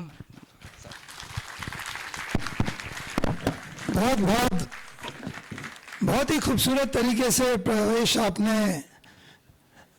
ये जानकारियां दी। दोस्तों, मुझे यकीन है कि आप लोग सब बहुत इम्प्रेस हुए, न सिर्फ इनसे बल्कि इनकी 2 प्यारी बच्चियों के साथ इन्होंने इतनी अच्छी यात्रा करी और इतने डिटेल के अंदर एक स्पाइन का डॉक्टर किस गहराइयों में जाकर आपको ये जानकारी दे सकता है. Let's give a big hand to Pravesh again. God bless you Pravesh. दोस्तों, अगर आपसे ये पूछा जाए कि विश्व में सबसे ज्यादा मृत्यु के एकाएक कारण क्या बना होगा, तो कोई बता सकता है? सबसे ज्यादा किस चीज से एकाएक लोग मर गए? सॉरी, अकाल से भी ज्यादा. युद्ध, कौन सा युद्ध? अच्छा नहीं. हाँ जी, देखो, अगर ना संख्या के ऊपर बात करें तो शायद वर्ल्ड वॉर 2 है, अगर संख्या पे बात करें. लेकिन अगर आप परसेंटेज पे बात करें तो गंजेश, किसने बोला है? गंजेश खान. तो दैट्स अ करेक्ट आंसर. ज्योति जैन जी की पुस्तक गई सर आपको तो खैर प्रकाश डालने की आदत है. 10% पॉपुलेशन दुनिया की खत्म कर दी उसने. 11% उस जमाने में, मतलब 1500 साल पहले, 1400 साल पहले करीब 11%. मतलब चाइना तो तबाही हो गया था पूरा का पूरा. उसके बाद में ऑफ कोर्स वर्ल्ड वॉर 2 और वो Spanish flu. I think these are the 3 biggest this thing. तो इसके बारे में एक और प्रश्न है बड़ा इंटरेस्टिंग सा, कि उसने ना सारा का सारा जीत लिया पूरा एरिया, एक देश को छोड़ दिया. वो कौन सा देश? ये पसंद. Sorry, Bharat is the correct answer. Oh God, lovely. ये पीछे दे दीजिए जरा उधर. सो इंडिया को छोड़ दिया भाई ने. वो मुझे नहीं पता कि इंडिया कैसे छूटा. तो चलिए सुनते हैं चंगेज खान के बारे में. डॉक्टर पुराणिक सर को हमने आखिरी में इसलिए रखा क्योंकि सारे दूसरे स्पीकर्स का ये कहना था कि सर को सब सुनना चाहते हैं, तो अगर रोक कर रखना है तो पुराणिक सर को आखिरी में बुलाया जाए.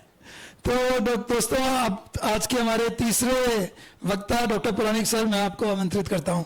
आइए यात्रा करते हैं इस अद्भुत देश की. मैं बहुत बहुत खुश हूँ.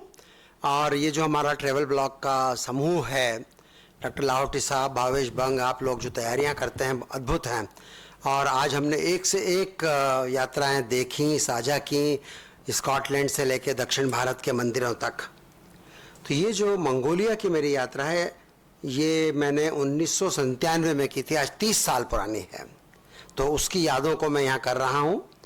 1990 के दशक में मैं मिर्गी में सक्रिय था जन शिक्षा और एडवोकेसी के लिए.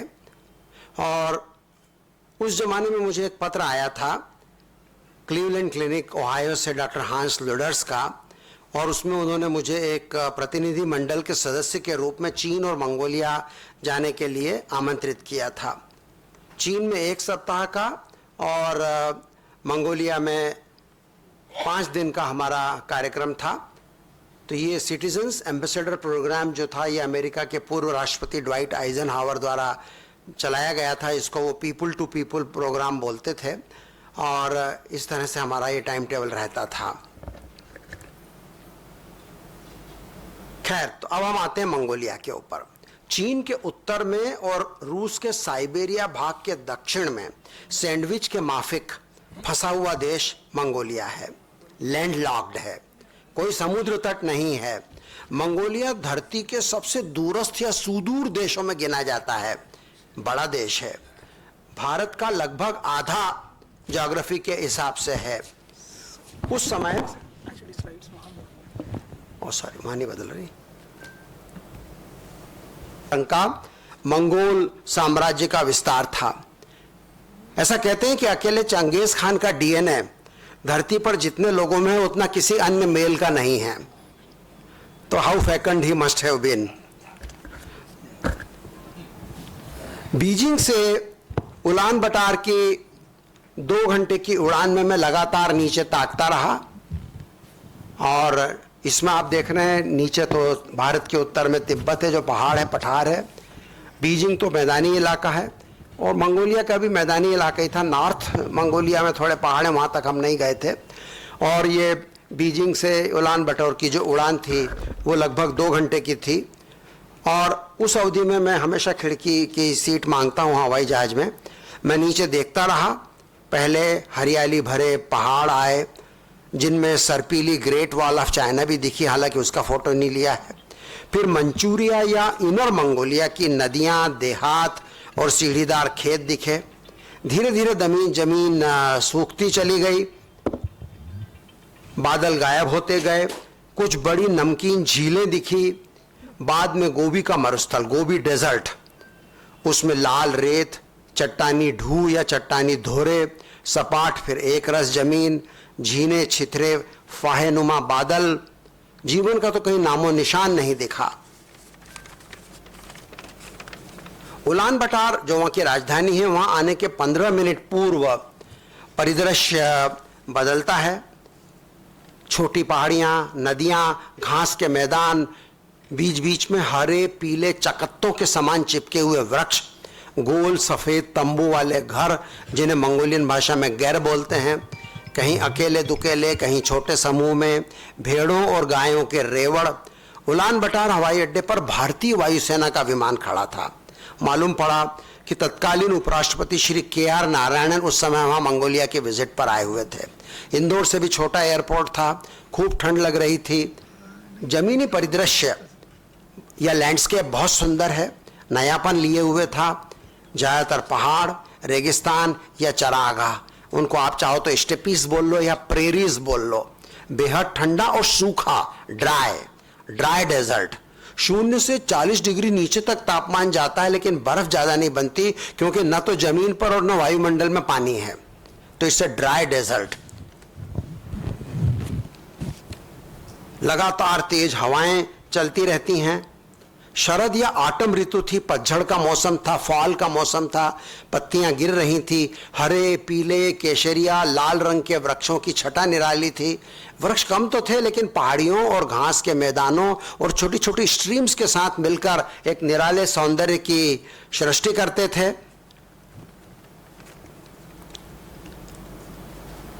ठोस पुरानी चट्टानों के पहाड़ और वादियों के बीच बिखरी हुई मझोले आकार की चट्टानें नाना प्रकार के रूपाकारों को जन्म देती थी। पत्तियों के झड़ जाने से निर्वस्त्र हो चुके वृक्षों और झाड़ियों के गहरे बैंगनी काले तने एक अलग ही रंग संयोजन में योगदान देते थे। ऊपर निरभ्र नीला आकाश, साफ सफेद रुई के फाहों जैसे बादल। लगभग 100 किलोमीटर के दायरे में हमने भ्रमण किया। ये एक कछुआ चट्टान थी, टॉर्टोइज के आकार की। कुदरत ने खूबसूरती की नियामत बांटने में कोई कसर नहीं छोड़ी है, लेकिन जमीनी हकीकत बेहद कठोर है। कोई फसल नहीं होती, पानी की कमी, साल में 9 महीने बेहद जाड़ा, बहुत थोड़े से लोग, बाकी सब सुनसान, अनछुई प्रकृति, बाकी दुनिया से बहुत दूर। मंगोलिया की खुली खुली विशालता और निस्सीमता का अनुमान बिना वहां जाए लगाया नहीं जा सकता। ऐसा लगता है कि ये आगे नहीं बढ़ रहा है। अच्छा, मैं फिर इसी से करता हूं।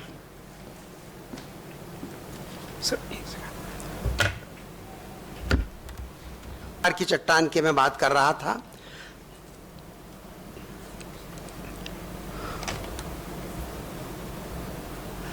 तो ऐसा लगता है कि यहाँ की जो खुली विशालता है और निस्सीमता है, उसका अनुमान वहाँ लगाए जाए बिना नहीं लगाया जा सकता। ऐसा लगता है कि धरती और आकाश चले ही जा रहे हैं, चले ही जा रहे हैं, अनादि और अनंत, मानो भगवान बुद्ध की फिलॉसफी से प्रभावित होकर ये कर रहे हैं। तो ये सब वहाँ का सुंदर परिदृश्य है। फिर हम लोग उलान बटार शहर की तरफ आते हैं। ये हमारी बस थी, ये हमारे ड्राइवर थे। उस पूरे मैदान में जब हम घूम रहे थे तो हमारे कुछ अमेरिकी सदस्यों ने, प्रतिनिधिमंडल के, हमारे गाइड से पूछा कि कैन वी पी हियर, लघु शंका की अनुमति मांगी। बोले हमारे देश में तो अलाउड नहीं है। फिर हमारे गाइड ने शर्माते हुए कहा कि ठीक है सर, आप कर सकते हो यहाँ पर। आप चलते चलते 2-3 घंटे हो गए थे, तो इस तरह की वहाँ नौबत बनती थी। अब अधिकांश लोग नगरों में रहने लगे हैं। अकेले उलान बटार की आबादी उस समय 6 लाख थी। लोग खाना बदोश जीवन छोड़ रहे हैं और धीरे धीरे वहाँ मल्टी स्टोरीज बनने लग गई हैं और जिसमें लोग रहने लग गए थे। लेकिन अभी भी वहाँ पे जो पारंपरिक घर थे, जिनको हम गैर बोलते थे, वो उनकी संस्कृति का प्रतीक है। उनकी आर्थिक समृद्धि के पैमाने क्या हैं, वहां के जो नागरिक हैं, आपके पास कितने गैर हैं, कितने बड़े आकार के गैर हैं, और गैर का आकार बोलते थे कितने खाना, 5 खाना, 10 खाना, 15 खाना। तो ये खाना शब्द वही है जो हम चौखाना और तिखाना में बोलते हैं, वही उसका मीनिंग था।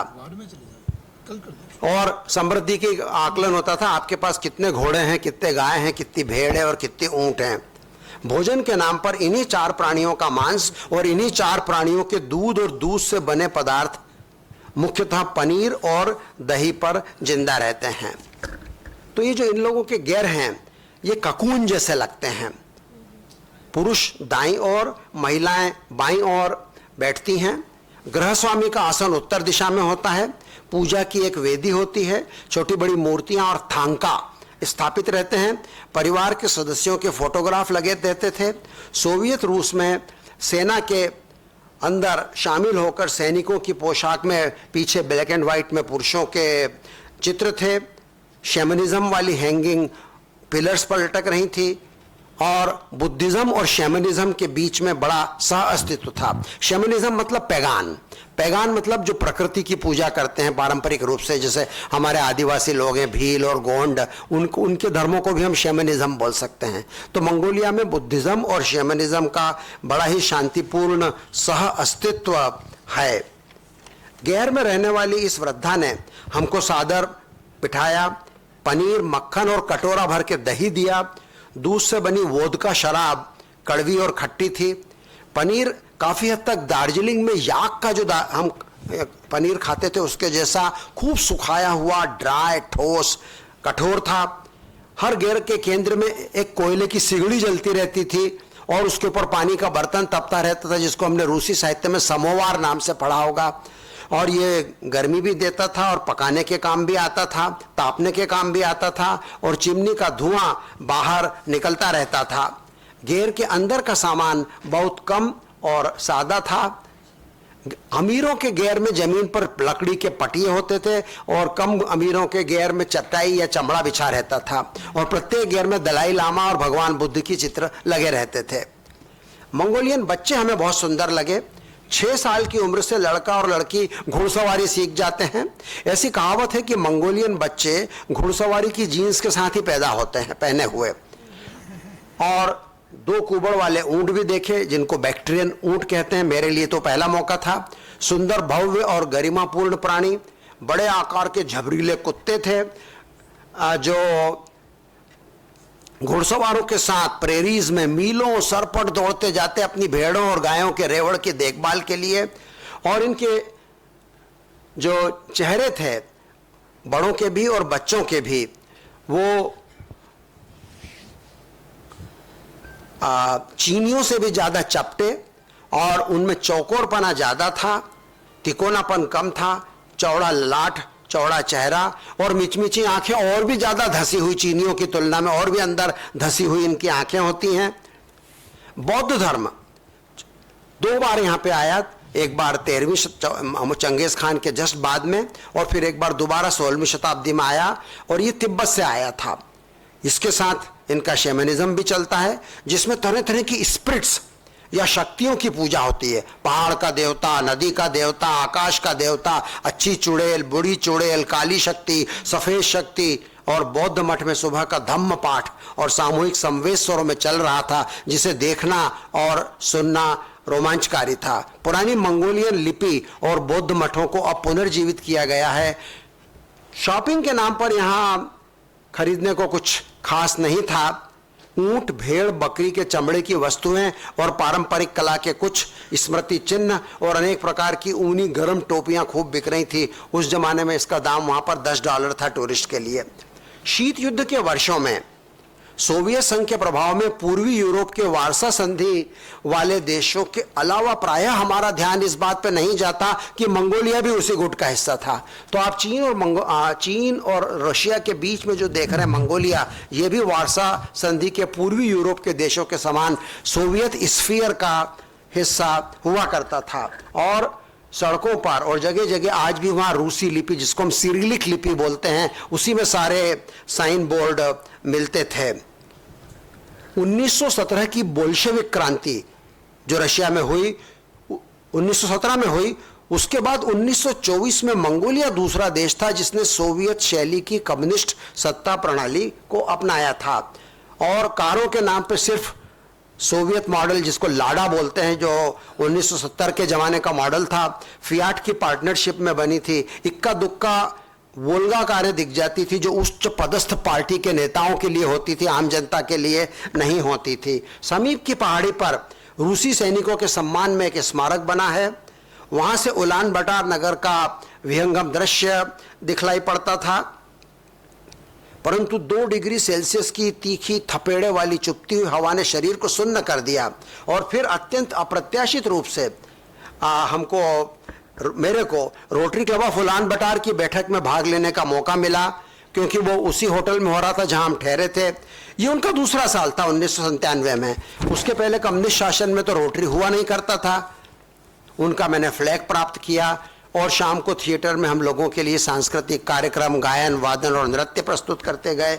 वहाँ का सांस्कृतिक संग्रहालय देखा। ये वहाँ का जो चौक है, शहर का मेन चौराहा, उसमें इस मूर्ति पर आप चंगेज खान को देख रहे हैं और आप उसकी टोपी देख रहे हैं, कलगी वाली टोपी जिसमें बीच में ऊपर निकला हुआ है। ये वही मूर्ति है उसकी, चंगेज खान की। ये वहाँ का संग्रहालय था। अनेक मूर्तियां और चित्र बहुत ही प्राचीन और दुर्लभ और बहुमूल्य थे। वहाँ की भूमि, वनस्पति, वन्य प्राणी आदि के रोचक मॉडल थे। डायनासोर के संपूर्ण कंकाल और बड़े अंडे देखना रोमांचक था।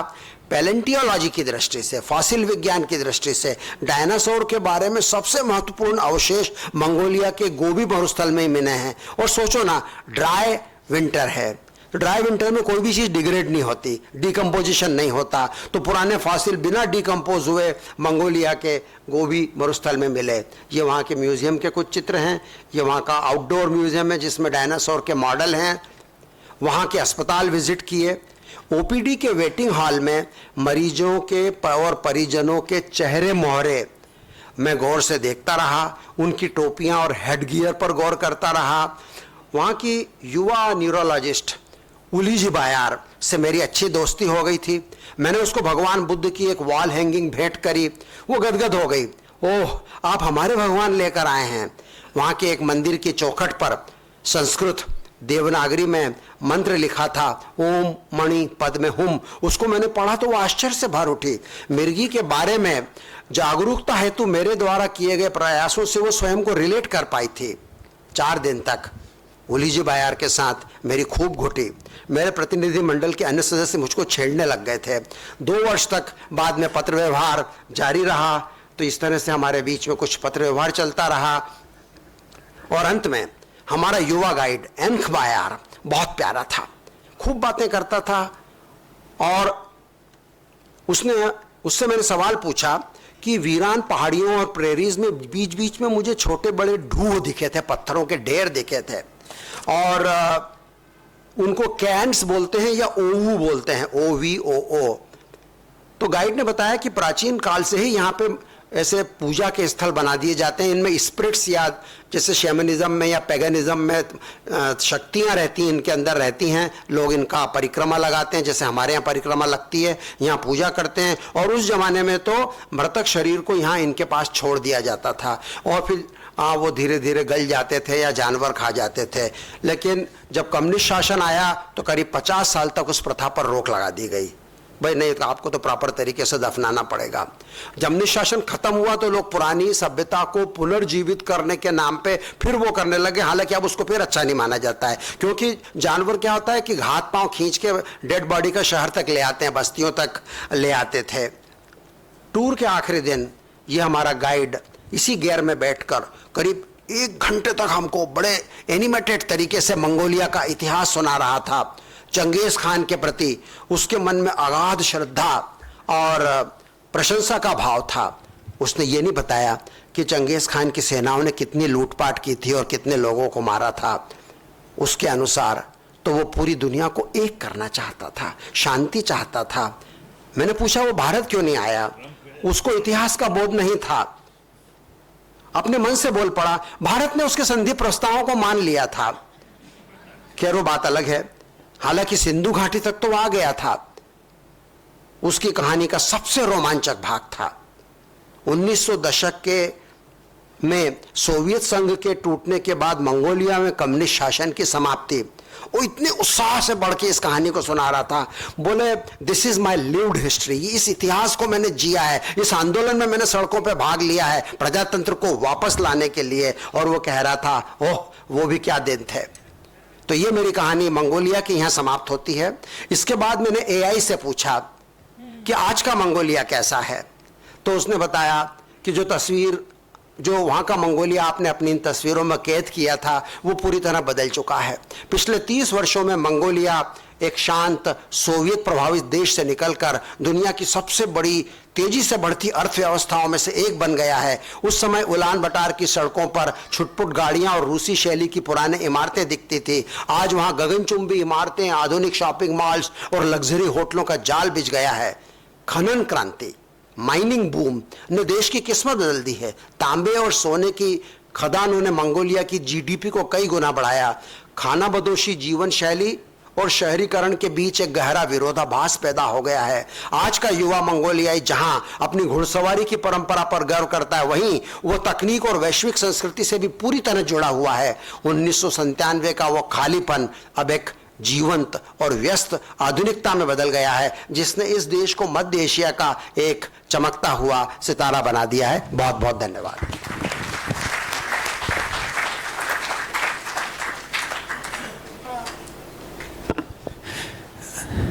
Thank you so much doctor Puranik sir. दोस्तों ये तीनों जो आपने वृत्तांत सुने, आज तो मैं एक ऐसा व्यक्ति था ही जिसके बारे में जितनी बात करें। तो अब आपके कुछ अगर प्रश्न है तो दोस्तों बस हम खत्म ही कर रहे हैं, 2 मिनट अगर आप बैठे तो अगर आपके किसी के कोई प्रश्न है तो मैं आप पहले तो तीनों स्पीकर्स को यहाँ आमंत्रित करता हूँ, पुराणिक सर और संजय गुजराती सर, डॉक्टर प्रवीण। आंखें उनकी और ज़्यादा अच्छी हो गई हैं अब, एग्जैक्टली और उन्होंने काला चश्मा भी उतार। Rajendra Lahoti sir, yes sir. Doctor Sanjay Gujarati sir, let's give a big hand. Doctor Sanjay Gujarati, Scotland. Sir कितनी स्कॉच लेकर आए सर? मैंने सुना है इंडिया में जितनी स्कॉच विस्की होती है 90% या 99% स्कॉटलैंड की बनी हुई नहीं होती। हाँ, नहीं होती है। वहां से सिर्फ एक स्कॉच की बोतल लाया जो कि बहुत फेमस नहीं थी, पर इंडिया में बड़ी फेमस नहीं है, पर वहां की one of the best scotch थी। वो भी मैं अपने बेटे के लिए लेकर आया क्योंकि मैं नहीं पीता हूँ। Okay thank you. देखिए दोस्तों, हर व्यक्ति की स्टोरी के अंदर एक दूसरा, जैसे पुराणिक सर ने तो छुपाया नहीं, डॉक्टर संजय गुजराती सर ने बता दिया। Pravesh, let's give a big hand to doctor Pravesh. Pravesh, मैं चाहता हूं आपकी बेटियां आप जरा इधर आओ प्लीज। ज्वाइन जल्दी आइए। हम तो बहुत प्रभावित हुए और आपके डैडी क्लियरली बहुत प्राउड हैं कि आप लोगों को जरा भी खराब नहीं लगा पूरे मंदिरों की यात्रा करने में। अपूर्व पुराणिक सर, अच्छा बच्चों के लिए है वो, अच्छा आपने पहले से व्यवस्था कर रखी है, great. Let's give a big hand again. Very nice. And Apoorva Puranik sir, आपका गजब रहता है, सारी चीजें बहुत स्पेशल तरीके से। हाँ जी, किसी और का कोई प्रश्न है? वास्तव में प्रश्न है, ये टांग खींचने वाला नहीं। हाँ, मैं चेतन एरन से कहूंगा कि एक बार वो भी साथ में आ जाए, क्योंकि उनके बिना ये यात्रा अधूरी थी। संजय गुजराती सर ने बहुत क्लियरली कह दिया था कि, तो हम चेतन एरन सर से आप लोग पूछिए, मैं तब तक मैं पूछता हूँ एक प्रश्न। सर बाकी लोगों को हैंडल करना आसान था कि गुजराती सर को हैंडल करना आसान था? सबसे कठिन तो मैं ही हूं। मुझे ईश्वर से एक शिकायत है कि हमारे देश में सब दिया, यूरोप इतना सुंदर है, इतना स्वच्छ है, उनका स्काई इतना सुंदर क्यों दिया? हमारा स्काई और उनके स्काई में क्यों फर्क है? बाकी सब तो आपने उनको अच्छा दिया नहीं दिया, पर आसमान तो हमें भी उतना ही सुंदर देना था जितना वहां दिया है। पर संजय के फोटो को याद करें, वो बंगलों का जिसके बाहर फूल लगे हुए थे, उसके पीछे का स्काई, वैसा स्काई मैं फोटोग्राफी करता हूँ, हमारे देश में मिलता ही नहीं है। चलिए कारण, हाँ, इसके पीछे की फिजिक्स। मेरा एक मित्र है सच्चिदानंद कविश्वर, और अमेरिका में रहता है और अच्छी फोटोग्राफी करता है। और वो मुझसे कहता था, अपूर्व मुझे भी लगता है कि यहाँ पे स्काई वो नहीं आ पाता जो अमेरिका में मेरे को बहुत जगह पे मिलता है। बोले मैंने प्रयोग किया, ये 1990 के ज़माने की बात, तो मुझको कहता है मैंने same camera, same reel Kodak की और सेम टाइमिंग, डे लाइट वगैरह वगैरह टाइमिंग पे मैंने उसी कैमरे से भारत में फ़ोटो लिए, नॉर्थ अमेरिका में फ़ोटो लिए, वो बात ही नहीं आती है। फिर मेरे कहीं पढ़ने में आया उसके पीछे की फिजिक्स, और उस फिजिक्स के अंदर मैं नाम लूँगा भारत के भौतिक शास्त्र के एकमात्र नोबेल पुरस्कार विजेता सर सीवी रमन का। सीवी रमन साहब जब उस ज़माने में इंग्लैंड जा रहे थे, पानी के जहाज़ से जाना पड़ता था, तो पानी के जहाज़ से जब वो बॉम्बे से निकले और स्वेज नहर पार करके मेडिटेरेनियन समुद्र में पहुँचे, भूमध्य सागर में, उन्होंने आकाश के रंग में अंतर देखा। और जैसे जैसे वो इंग्लैंड और नॉर्थ की तरफ गए, वो गौर करते गए, और this was one observation which was partly responsible for his physics work on light diffraction. तो अलग अलग अक्षांशों पर हम जैसे उत्तर की तरफ या दक्षिण की तरफ जाते, भूमध्य रेखा के पास वाले देशों का स्काई उतना नीला नहीं होगा जितना कि भूमध्य रेखा से या तो दक्षिण में या उत्तर में आप जितना जाओगे, वहाँ का प्रकाश ज़्यादा चमकीला और साफ दिखेगा। वो लाइट इफेक्ट है, और उसके ऊपर उनको नोबेल प्राइज मिला था। Thank you so much Paranik sir. I hope कि इसका पॉल्यूशन से ज़्यादा संबंध ना हो, पर हो सकता है वो भी हो, थोड़ा बहुत पता नहीं है। और कोई प्रश्न? हाँ, yes yes yes.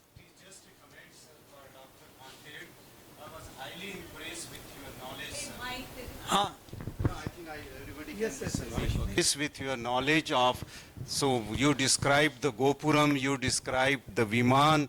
Okay, one thing I want to add that if you would have given some insight of the building itself, because architecturally they are also very rich. Okay, beside on these pillars and those sculpture you have described very well, but if you would have given some idea about that. I have seen the Trichy Gopuram which you have described, wonderful it was, and I was very much impressed. Thank you very much. Thank you sir. Thank you so much sir. वो तो क्या करें, हम लोगों को जरा मैं से डरता है, वो तो टाइम का थोड़ा सा कंस्ट्रेन है। उसने डॉक्टर भावेश से रिक्वेस्ट की है कि दोबारा मौका दिया जाए पार्ट 2 के लिए। Anybody else? हाँ जी, यस सर।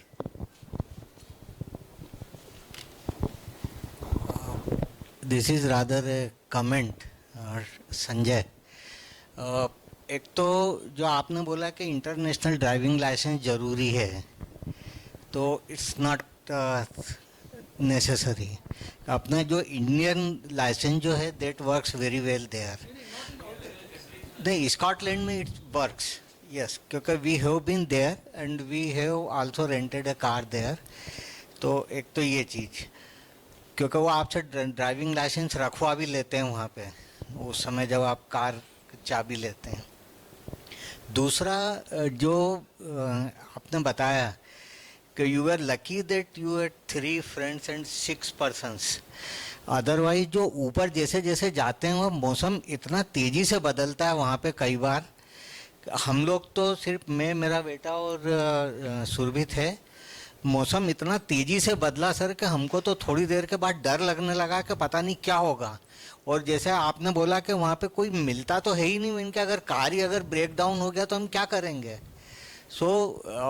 मतलब एक चीज और मैं बताना चाहता हूँ कि जो 3000 किलोमीटर की सड़क यात्रा हमने की, उसमें डॉक्टर विवेक दुबे अकेले ने पूरे समय ड्राइव किया, और सबसे ज़्यादा अच्छी बात यह थी कि पूरे 3000 किलोमीटर के ड्राइव 10 दिन में हमारा एक भी चालान, एक भी टिकट नहीं कटा। Very nice.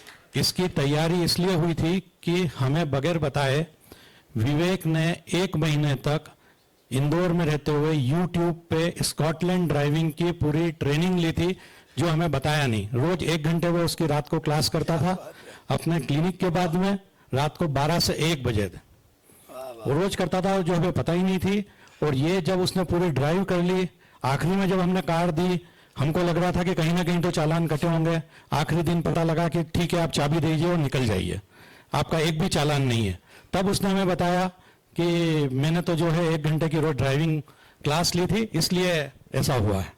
सर वो तो बाद में क्रेडिट कार्ड पे आ जाता है चालान कभी कभी। हाँ, तो एक साइकिल तक नहीं आया बिलिंग की, तो इसका मतलब नहीं हुआ है। यस, हाँ, ये स्कॉटलैंड की यात्रा को मैं याद कर रहा था। हम लोग भी आयल ऑफ स्काई गए थे, और वहाँ का एक छोटा सा पॉइंट बताऊंगा, वहाँ की सिंगल लेन सड़कें हैं, कोई ट्रैफिक तो है नहीं, बड़े सुदूर इलाके हैं, तो सिंगल लेन सड़कों पे अगर सामने से कोई गाड़ी आ रही है तो आप क्या करोगे? एवरी फ्यू 100 मीटर पर एक या तो राइट साइड में या लेफ्ट साइड पे एक रेस्टिंग एरिया होता है। तो अगर आप उस रेस्टिंग एरिया के पास में हैं तो आपकी ड्यूटी बनती है कि आप रॉन्ग साइड पे भी हो तो उधर चले जाओ, वहाँ रुको, जो सामने से दूर से आने वाली गाड़ी है उसको गुजर जाने दो, बाय बाय करो, फ्रेंड्स बनाओ और आगे निकल जाओ। तो ये इसको रेस्टिंग एरियाज बोलते थे, उनको देखना मुझे बहुत मज़ेदार लगा। और मंदिर को लेकर मैं एक छोटा सा प्रश्न पूछूंगा कि एक बहुत ही संक्षेप में 2 लाइनों में आप बताएं कि नागर शैली और द्रविड़ियन शैली के मेन डिफरेंसेस क्या हैं? सर द्रविड़ शैली में एक अगर तो मतलब हमारे नॉर्थ इंडिया वाले उसको हम नागर शैली बोलते हैं, मंदिर आर्किटेक्चर की। हालांकि नागर शैली में उतने भव्य मंदिर उत्तर भारत में अनफॉर्चुनेटली नहीं बचे हैं, जिसका कारण हम जानते हैं। दक्षिण भारत में द्रविड़ शैली के फिर भी बचे हैं, उनका मुख्य अंतर क्या है? सर मुख्य अंतर एक तो ये नागर शैली के एलिवेटेड प्लेटफॉर्म पे बनते हैं और ये जो द्रविड़ वाले हैं ये ग्राउंड पे ही होते हैं। इनका एंट्रेंस ज्यादा भव्य होता है, मतलब गोपुरम ज्यादा बड़ा होता है विमान से, डीटी तो बिल्कुल छोटे से। वरदराज पेरुमा श्रीरंगम का अगर देखेंगे तो गोल्डन उनके ऊपर परत चढ़ी हुई है जहाँ पर रंगनाथ स्वामी लेटे हुए हैं, मतलब उनके जो मूर्ति है। हाँ, और एक और इनमें मेन डिफरेंस होता है गोपुरम का, और ये एलिवेटेड है और कुंभक होता है सर। और हाँ, उसको कुंभक अमलक बोलते हैं उसको, वो अमल का यही है, वो इंग्लिश में अमाल का बोलते हैं, अमलक है वो बेसिकली। और ये सब इंटरलॉकिंग टेक्निक से बने हुए होते हैं, क्योंकि सीमेंट और वो तो कुछ होता नहीं था, तो उसके बीच में वो लोहे का और लकड़ी के इंटरलॉक्स कर देते थे, तो जितना और पानी गिरता है वो उतना और स्ट्रांग होता है, और वो ऐसा डायल्ड होता है। जैसे अगर आप उड़ीसा का सन टेम्पल देखें कोणार्क का, तो गिरा ही इसके कारण कि वो मैग्नेटिज्म के उससे टिका हुआ था। जब आक्रांताओं ने उसको तोड़ा तो उसका वो ऊपर का अमलक हटा दिया, तो which was binding the whole temple, तो फिर वो टेम्पल कोलैप्स हो गया उसका ऊपर का। एक और जो फर्क जो कि साउथ में बहुत अच्छे से प्रिजर्व करके रखा गया है कि साउथ के जो मंदिरों के गर्भगृह रहते हैं वहाँ पे वो लोग आर्टिफिशियल लाइट यूज नहीं करते हैं, दिए की रोशनी में आपको भगवान दिखाई देते हैं। आप कहीं पे भी जाएंगे तो आर्टिफिशियल लाइट आपको नहीं मिलेगी, और गर्भगृह में कोई जा नहीं सकता। हाँ हाँ जी प्लीज।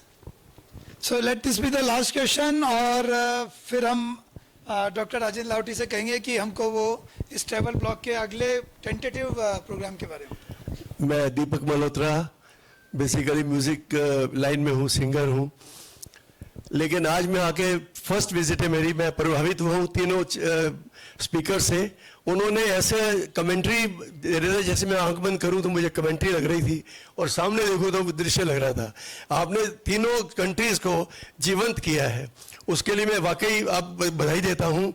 और मैं अच्छी रचनाएं जो कंट्रीज की हैं उनके लिए एक शेर बोलना चाहूँगा कि जैसे अच्छी रचना के लिए जो इंग्रेडिएंट्स हैं वो इस शेर में आ जाएंगे कि कई लाल तराशे होंगे तब होठ बनाए होंगे, कई लाल तराशे होंगे तब होठ बनाए होंगे, दांतों की जगह मोती चुन चुन के लगाए होंगे, चेहरे पे चमक लाने को चंदा को गलाया होगा, ये हुस्न तबस्सुम आपका फिर इस रंग पे आया होगा, फिर इस रंग पे आया होगा, इस रंग पे आया। Thank you sir, thank you once again.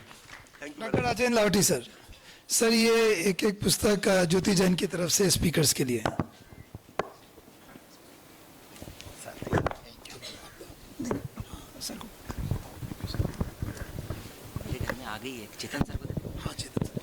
मैं धन्यवाद देना चाहूँगा मंगेश पाटीदार जी का, वो लीड ऑन हेल्थ केयर के मैनेजर हैं, जिन्होंने कि इस बार इस इवेंट को स्पॉन्सर किया है। हमारे लिए स्पॉन्सरशिप बहुत ज़रूरी होती है क्योंकि ये नॉट फॉर प्रॉफिट इवेंट है, तो मैं लीड ऑन हेल्थ केयर और मंगेश जी को भी धन्यवाद देना चाहूँगा। आपने तीनों लोगों के फोटोग्राफ्स देखे होंगे, उसके बाद में ये महसूस करिए कि जो फोटोग्राफ्स होते हैं और जो कैमरा होता है, आज के समय में यही सिर्फ एक टाइम मशीन बची है जो आपको पुरानी यादों में, वो पुराने समय में ले जाता है। और इस समय आपके हाथ में जो कैमरा है वही आपका बेस्ट कैमरा है। बेस्ट कैमरे की कोई परिभाषा नहीं होती। बहुत बहुत धन्यवाद। आज के प्रोग्राम की खास बात यह है, तीनों स्पीकर्स अपने अपने विषय में बहुत ऊंचे पहुंचे हुए डॉक्टर्स थे, और सबकी हिंदी सुनकर बहुत अच्छा लगा। हम कोशिश करेंगे 1.5 से 2 महीने में अगला प्रोग्राम करें। Thank you. Thank you so much.